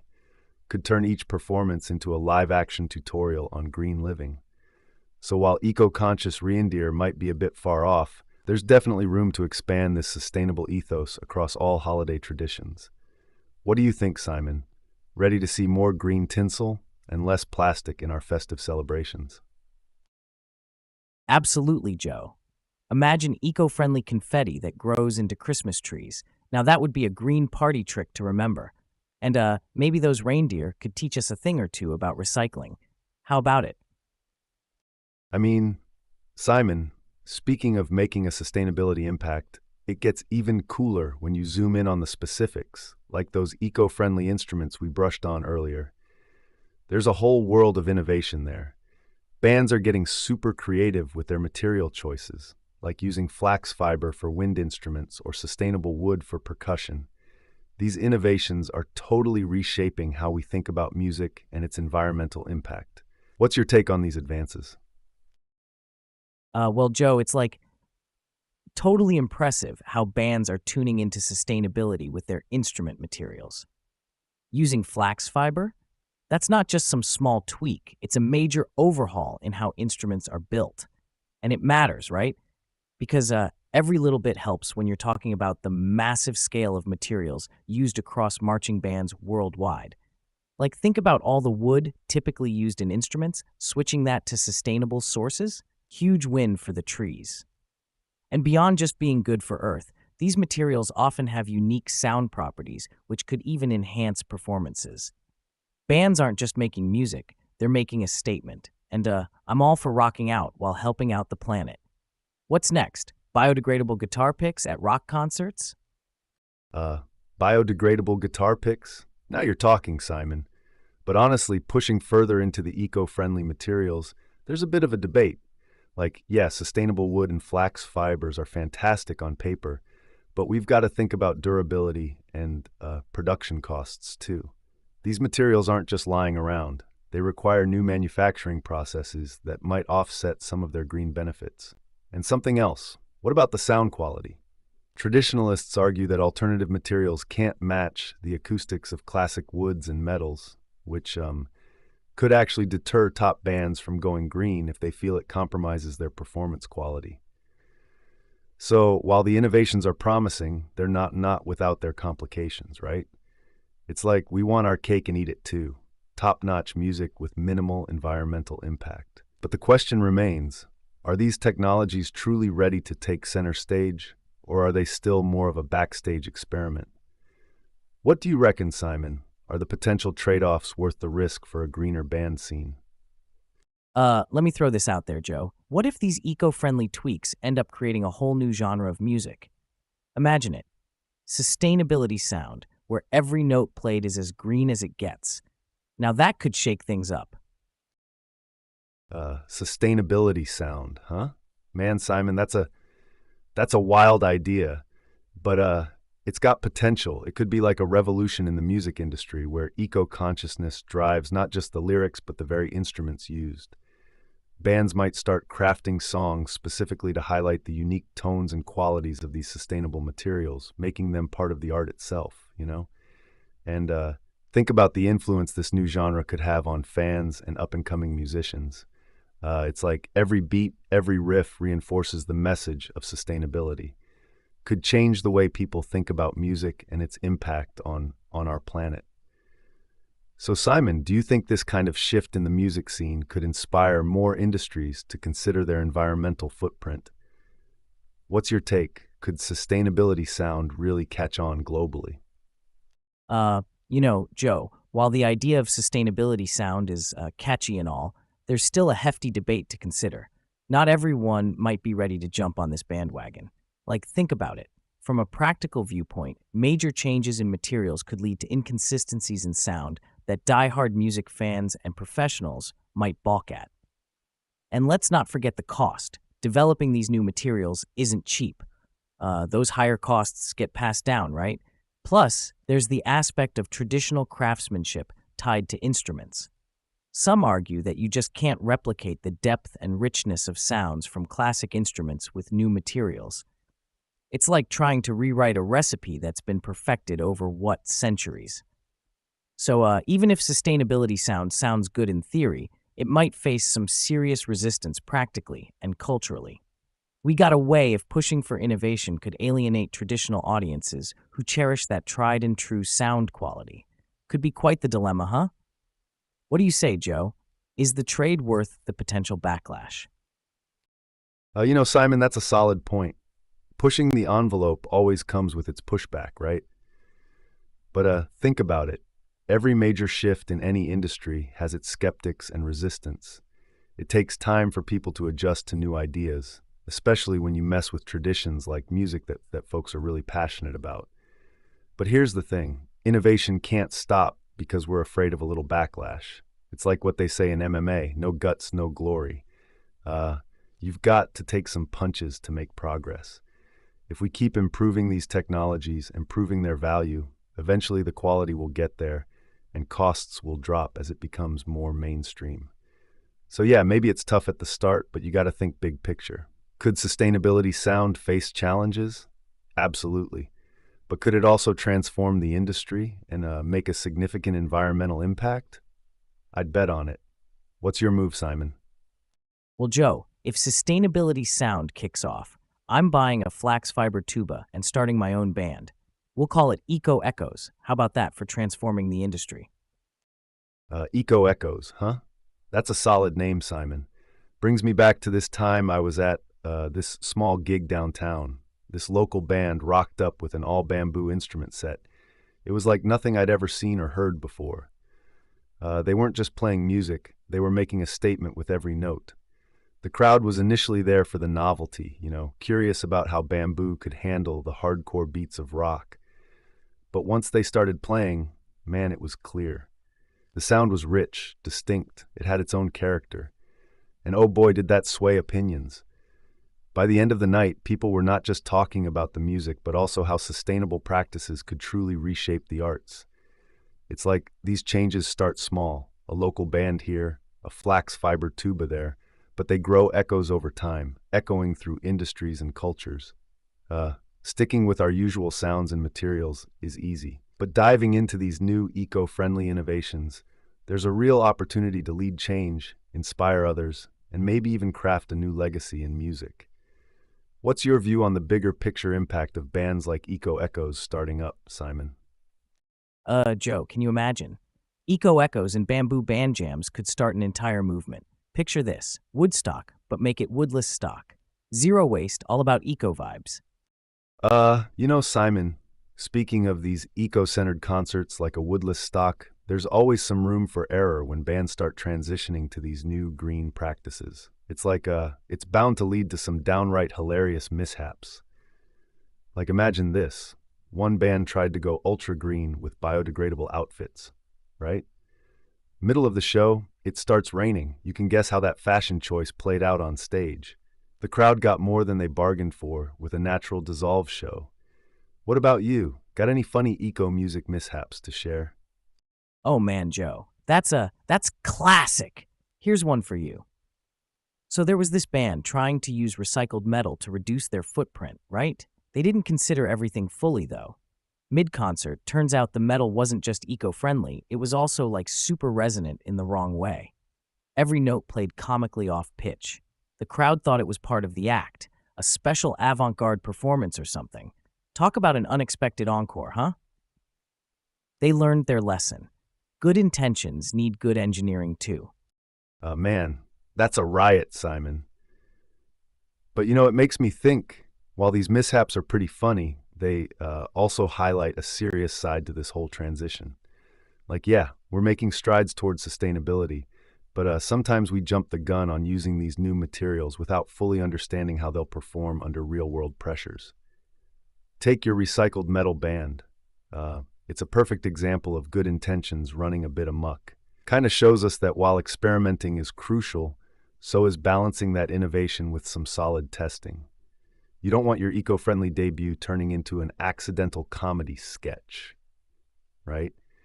So it's like, yes, these stories are funny, but they're also kind of cautionary tales for bands out there looking to greenify their act. How do you see bands navigating these potential eco pitfalls without losing their musical integrity or, becoming the butt of the joke? So check this out, Joe. I once had this buddy who decided to go all in on eco-friendly gear, right? He was psyched about this new guitar made from recycled plastics. Thing looks slick, futuristic even. But first gig with it, mid-solo, the neck of the guitar just bends like a noodle. Poor guy's face dropped faster than his tuning. It's kind of like what we're talking about. There's this fine line between jumping onto the green train and making sure that train can actually stay on the tracks, It kind of reminds bands and anyone looking to innovate that there's got to be a phase of testing. Cooking up these ideas in a garage is one thing, but taking them live, that's where the real test kicks in. So, my take?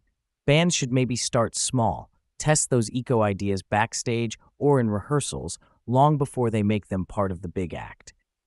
Keeps the music solid and saves from embarrassing noodle neck moments.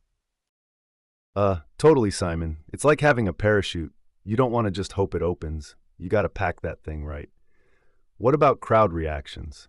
Ever seen fans react to these eco mishaps in a way that actually pushed the band to tweak and improve? Totally, Joe. Crowd reactions can really make or break these transitions. Like this one time, a band switched to sound equipment that was meant to use less power, right?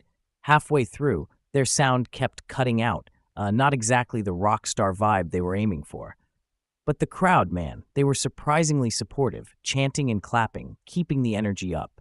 This jazzed up the band to not give up on their eco goals, but to come back with better tech next time. They tweaked the gear, did more field tests, making sure their equipment could handle real concert chaos. It's kind of amazing how fans, by just being understanding and engaging during those eco-friendly mishaps, push bands to refine rather than retreat. Don't you think there's something special about that sort of loyalty, Joe? Or have you seen any fan reactions that maybe had the opposite effect? Yeah, the support from fans is huge, Simon. But not all reactions are that forgiving, right? Take this scenario. Some fans really treasure the classic, unaltered sound and show up demanding it. When they hear something off, even if it's because the band's trying to go green, their feedback can be less cheer and more jeer. So, like, there's this tension between pushing boundaries and preserving what's always worked. Fans have a massive influence on the direction bands take with these eco experiments. If the majority reacts negatively, a band might just ditch the green initiative altogether, thinking it's not worth risking their fan base or reputation over, you know? It's kind of like walking a tightrope while juggling. Fans on one side, environmental goals on the other.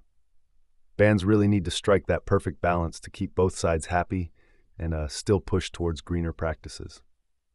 So, considering how vocal and powerful fans can be, how do you reckon bands should navigate this kind of pressure without losing sight of their eco-friendly ambitions? Oh, Joe, it's definitely a tightrope walk. Bands gotta keep those plates spinning, pleasing the crowd while not dropping their green goals. Maybe they should involve their fans more, you know?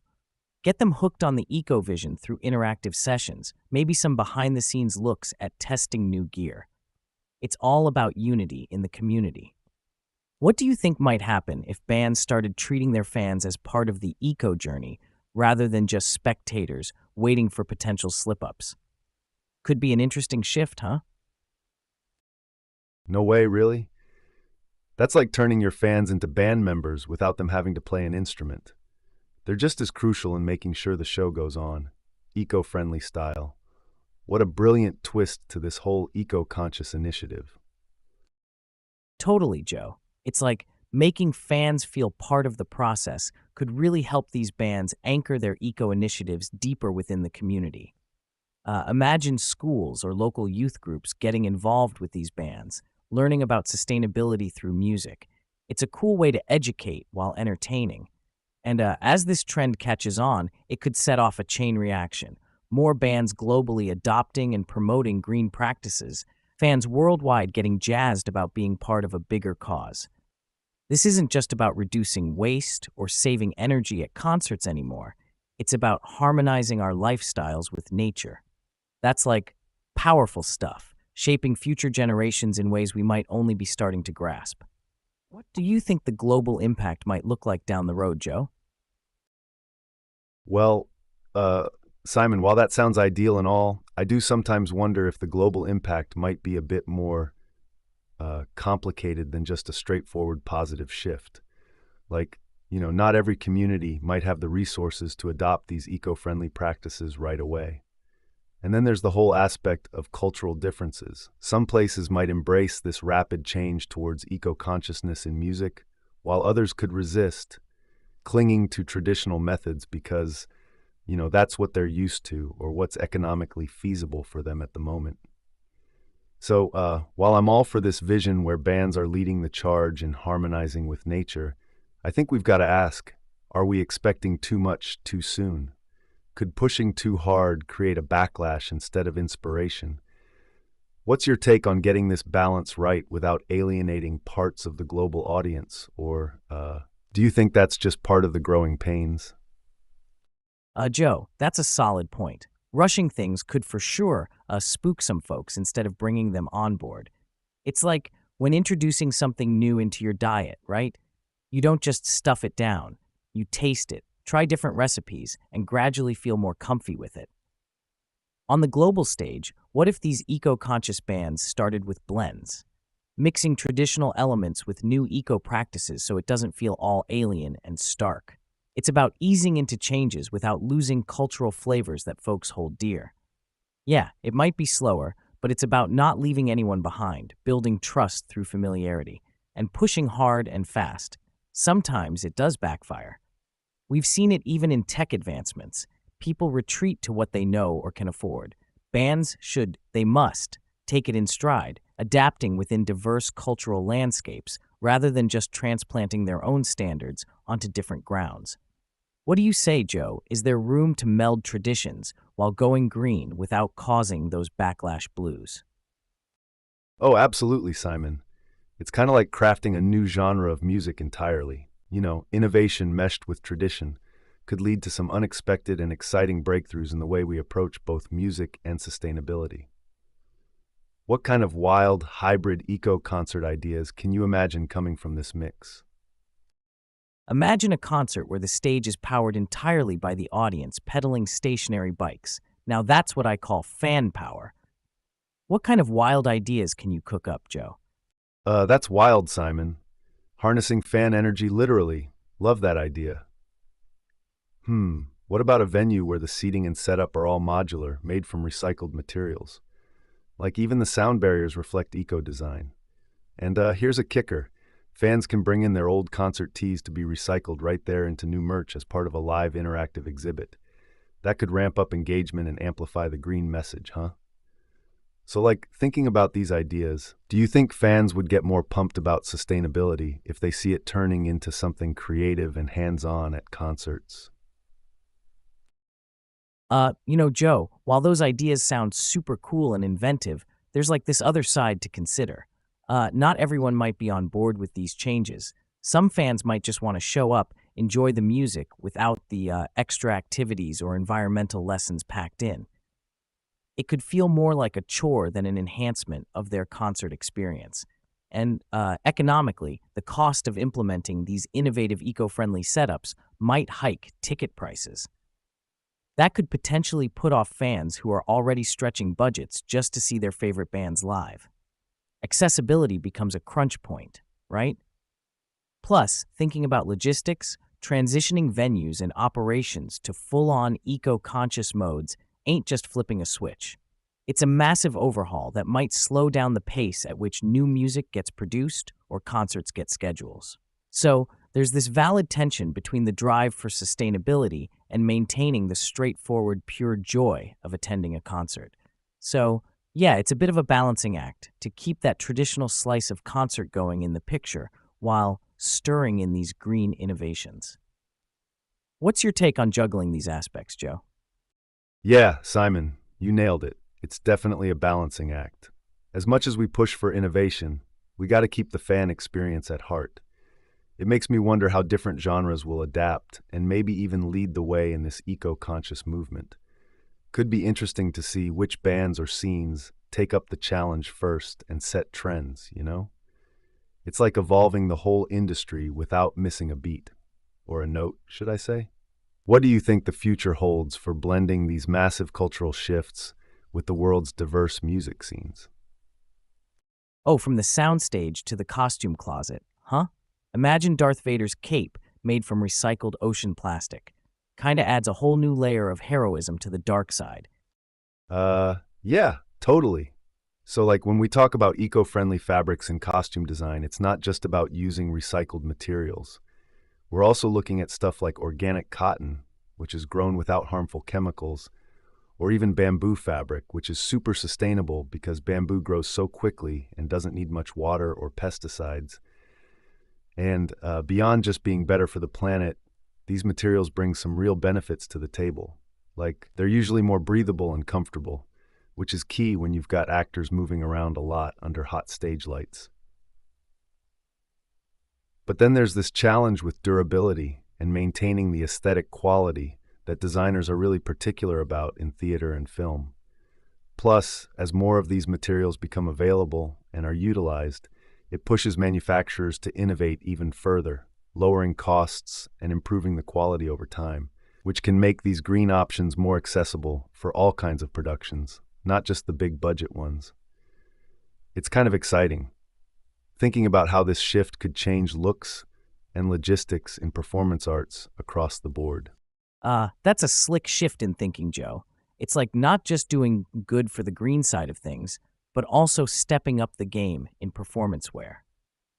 And you mentioning bamboo and organic cotton makes me think, how do these materials hold up under all those washes and costume changes? Like, are they tough enough to handle the rigors of back-to-back performances? Simon, that's kind of where it gets a bit tricky. While materials like bamboo and organic cotton are great for the environment and comfortable, they sometimes can't keep up with the demands of rigorous use like we see in theater. They tend to wear out faster than traditional fabrics because their fibers aren't as strong or resilient after, countless washes and strenuous costume changes.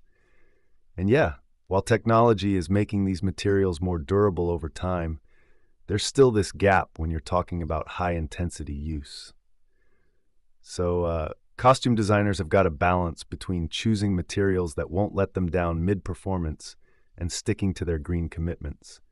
It's like not just a fabric choice, but a strategic decision impacting the show's running smoothness and its environmental footprint. So now you've got to wonder how much change is needed in maintenance and care methods to extend the life of these eco-friendly costumes. Could be quite a challenge to figure out that sweet spot, don't you think? Totally, Joe. It's almost like they need a backstage superhero whose only power is to keep eco fabrics going strong through like 100 quick changes and slide tackles. Who wouldn't watch that show, right? Ha! No kidding, Simon. We definitely need a backstage eco-fabric wrangler or something. That'd be like the most underrated hero in the theater world, keeping the green gear game strong while making sure everything holds up through the craziest scenes. There's some prime reality TV material right there.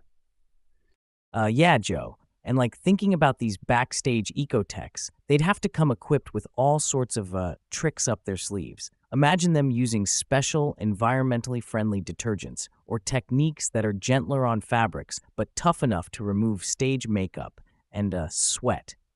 And man, they'd also need to level up on repair skills because these materials might need more nuanced care, like precise patching or careful stitching to keep the fabric integrity intact without resorting to fast fixes that could shorten the costume's life.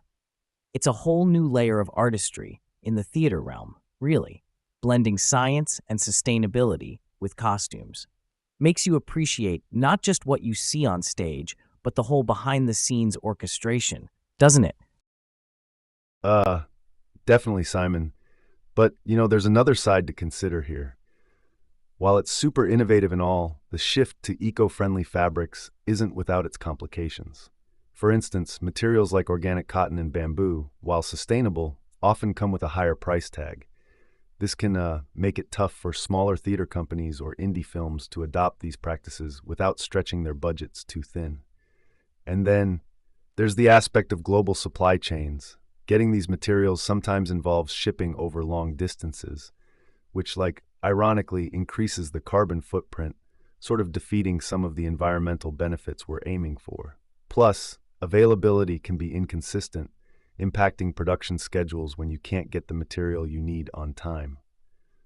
So, yeah, while pushing for eco-friendly materials is ideal, it's crucial to weigh these factors. It's not just about making green choices, but also about making practical, sustainable decisions that don't compromise the art due to logistical or financial constraints. Yeah, Joe, it's definitely a complex juggle, right? Gotta consider both the green goals and practical realities. Makes you wonder how we can innovate further to reduce those costs and logistical headaches while sticking to our eco-friendly guns. It's all about finding that balance. What's the next step for making this more viable across the board? Huh? Oh man, diving into the historical evolution of costumes is like unearthing hidden treasure. Each era has its own story about what was valued at the time. From royal velvets to this modern twist on green threads, it's wild how fashion mirrors our changing values. Yeah, Joe, it's like peeling back layers of an old, intricate painting, right? Each layer kind of tells you what was in vogue, but also what resources were available and what people really valued. Like when you think about those lavish costumes from way back when, they weren't just about looking good. They were like status symbols, screaming how much access to resources someone had. And now we're digging this vibe where sustainability is the new luxury. It's pretty cool to see how priorities shift. Do you think that as eco consciousness grows, luxurious will keep being defined less by opulence and more by how sustainable something is? That's interesting point, Simon. But while it's cool to see sustainability becoming a new form of luxury, I've got to wonder if everyone really buys into that yet. Like luxury has traditionally been about exclusivity and opulence, right? And while green materials are gaining traction, they often don't carry the same immediate visual impact or status symbol as, say, a silk robe from the Renaissance or diamond-studded costumes from the golden age of cinema. So yeah, there's this tension between the historical allure of luxurious materials and the modern push for sustainability. It makes you think, will sustainable ever be seen as truly luxurious, or will it always play second fiddle to traditional luxury in people's minds? These cultural perceptions shift super slowly, and much as we're seeing some change, the big question is whether sustainability can match the glamour traditionally associated with high-end fashion. What do you reckon, Simon? Can green really become the new black here, or are we looking at a slower, more complex transition? Joe, you're hitting a real sweet spot with that question. Like historically, luxury's always been about sparkling more than the guy next to you, right? But now there's this big push where being green is starting to look pretty good too. But whether it fully flips the script on what we see as high end, that's tough. Sustainability comes with its own kind of prestige nowadays, especially among folks who value ethical choices. But it doesn't quite wow the crowd like gold thread or gems. And like, think about this. Even as we're trending towards valuing sustainability, the whole process is kind of slow cooking. It's changing, yeah, but the allure of traditional luxe, those materials and looks that scream old school wealth, they're not vanishing overnight. So yeah, we might be looking at a tighter race where both types of luxury run side by side rather than outright replacing one with the other. What do you think, Joe? Are we heading toward an era where chrome green is as cool as chrome gold? Man, Simon, imagine a red carpet event where it's not about who's wearing the biggest diamond, but who's rocking the most sustainable outfit. That'd flip the script in such a wild way. Oh, dude, that would be absolutely wild. Speaking of which, this reminds me of this time I went to a costume party at this tiny art gallery downtown. Like the theme, uptown fancy meets downtown earth friendly. It was supposed to mesh, old school glam with those new wave green vibes. So there I am, decked out in this vintage coat snagged from a thrift store. Talk about sustainable. And man, I was feeling like half Gatsby, half Green Warrior. And get this, the best dressed award went to a kid in solar panel pants. Yeah, not super practical, but hey, talk about making a statement with sustainability. So yeah, Joe, seeing that kind of blend on a global stage like, say, the Oscars, that'd not just change perceptions, it'd start whole conversations around what really counts as luxury today. That's absolutely epic, Simon. A kid in solar panel pants? That's like the definition of a statement piece right there. It's fascinating to see sustainability turn into this creative playground, isn't it? And it makes me wonder, like, with these wild and inventive approaches popping up even at smaller events, how do you think major industries can implement similar creativity without losing their luxurious appeal? Could we maybe see big fashion labels or film production companies taking cues from such grassroots movements? What's your take on this scaling up part? Joe, that's the million-dollar question, isn't it? But like, here's the flip side. While smaller scale stuff and grassroots movements are super creative, scaling up to big industries like major fashion labels, it's not always as straightforward. These big players have established brands that depend on a certain image, a look that's often been about traditional luxury for ages. And then there's the economic part, right? High-end fashions built on exclusivity and pricey materials, which are not just selected for quality, but also for their traditional appeal. Switching to sustainable options involves, rethinking production techniques, training artisans, sometimes even changing machinery. There's a whole ecosystem to consider. Plus, while innovative, eco-materials sometimes can't match the properties needed for certain high-fashion designs, or they might lack the variety required for those stunning couture collections. So the challenge is real, balancing creativity with practicality without diluting a brand's luxurious essence. It makes you realize how tricky this shift towards sustainability is at the top tiers of fashion, doesn't it? Oh, absolutely, Simon. And that's possibly why some big guns in fashion are more about throwing a green hat into the ring rather than rebuilding their whole wardrobe into eco trendsetters. Keeping up with the Joneses while trying to turn a new leaf, it's a wild juggle. Makes you ponder, huh? What does real change look like without losing your cool factor? You're spot on, Joe. Real change, Like in the big fashion houses, it's not just about sprinkling a bit of green, it's about a real overhaul. And yeah, that's kind of risky business for those with a rep built on traditional luxe. Imagine a major label known for its silk and satin suddenly going all in on recycled materials. Risky, right? But I think there's a way to do it without losing the cool factor. It's like this slow transition where you introduce eco-friendly lines as exclusive, limited editions. Make sustainability feel special, not just necessary. By doing this, brands can maintain their luxury status, but also pave the way for new norms in fashion luxury. It's about making green glamorous. So slowly over time, as people see sustainable can still mean stunning, more brands might jump wholeheartedly onto the bandwagon. What's your take, Joe? Think we'll see luxury and sustainability becoming synonymous anytime soon?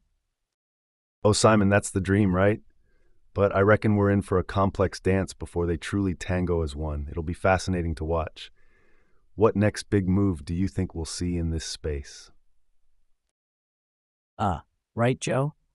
It's kind of like watching a slow-mo video of some complex skateboard trick. You know it's going to be cool, but it takes time to nail it perfectly. So I'm thinking the next big move could be something bold, like a major fashion week dedicated entirely to sustainable designs.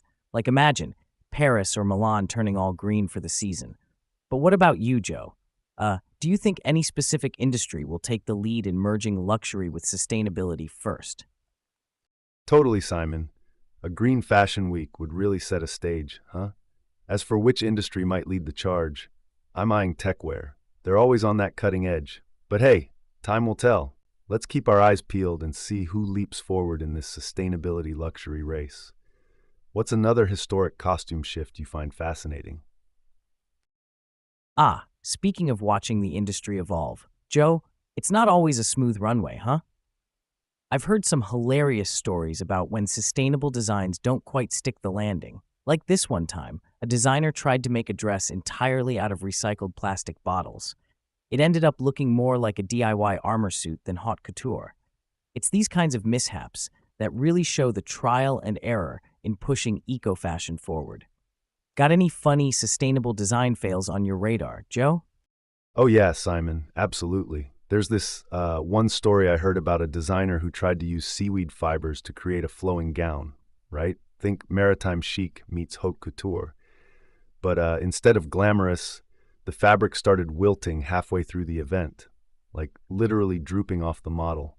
Can you imagine shooting for Ocean Goddess and ending up with sea monster vibes? It's these moments, though, that kind of highlight just how tricky it is to balance sustainability with function and fashion. Always a learning curve. Oh man, Joe, the sea monster vibes. That's just fantastic, isn't it? But you've got to hand it to them for trying. It's like they're walking this tightrope between innovation and just ending up with something kind of ridiculous. It makes me think of another mishap. There was a suit made entirely from organic cotton that was supposed to be super sustainable, right? All good in theory. But nobody thought about shrinkage. First sign of rain and whoops, looks like you've outgrown your clothes in public. Like, talk about embarrassing. You see, it's always a bit of a gamble with new materials. Makes you wonder what we'll get next. A shirt that turns into a shrub. What do you reckon, Joe? Uh, a shirt that turns into a shrub, Simon? Now you're talking. That'd be like the ultimate in recycling. Wear it by day, plant it by night. But honestly, with all these zany outcomes, I'm just waiting for someone to come out with eco-friendly shoes that start sprouting while you're walking. But jokes aside, it's these sort of facepalm moments that keep the journey towards sustainable fashion so lively and interesting. You've got to mess up a bit before getting it right. Keeps everyone on their toes, wondering if their outfit will hold up or turn into a plant. Oh, totally, Joe. It's like each misstep is a step towards getting it spot on. And these funny blunders, they're just gems in the storytelling of fashion evolution. I mean, imagine being at a meeting and your eco-friendly shoes start sprouting. Talk about an icebreaker. And you know what? It shows the dedication designers have to pushing the boundaries. Sure, they might stumble with a wilting gown or a shrinking suit, but it sparks all these conversations around what's possible. Keeps the field dynamic and genuinely exciting. It's that kind of trial and error that leads to real breakthroughs, where sustainability meets savvy design. So, bring on the plantable shirts and sprouting sneakers, right? What do you think will be the next big oops that we get to chuckle over while they pave the way for smarter designs, Joe? Oh man, Simon, thinking about the next big oops? That's a fun game. I can almost see someone attempting to make biodegradable raincoats, but they dissolve too soon, like during the first drizzle. Could you imagine the chaos at a sudden downpour? But seriously, every misstep is just adding layers to this whole adventure. What about you, Simon? Got any predictions or wild guesses for what's next on the runway of sustainable snafus? Yeah, Joe. Diving deeper into that thought, like when we talk about these humorous missteps in sustainable costume design, it really highlights just how challenging innovation can be. It's not only about the visual or aesthetic appeal, but how these materials behave under different scenarios. Like, take the biodegradable raincoat idea you mentioned. Designers are aiming for eco-friendly, but they've got to nail down durability too. So basically, what we're seeing is a balancing act between sustainability and practicality. And when it tips, well, that's where we get our chuckles and lessons. These mishaps make great stories for sure, but they also push developers to think two steps ahead, to innovate smarter. And let's face it, we need those quirky screw-ups. They keep things light and remind everyone that progress isn't just a straight line. It's a funky dance full of unexpected moves. What do you think, buddy? Are designers getting closer to finding that sweet spot, or are we in for more comedic gold in this eco-fashion journey? Oh, absolutely, Simon. It's all about the funky dance of progress. And with each mishap, we're inching closer to that sweet spot, even if it means a few laughs along the way. All right, folks, that wraps up today's roller coaster ride through the world of sustainable costume design. Missteps, mayhem, and all. Thanks for tuning in and diving deep with us into these hilarious tales and crucial lessons. Make sure you join us back here tomorrow at 5 p.m. Eastern for more unexpected turns and talks. You're not going to want to miss it. Take care, keep laughing at life's surprises, and see you soon.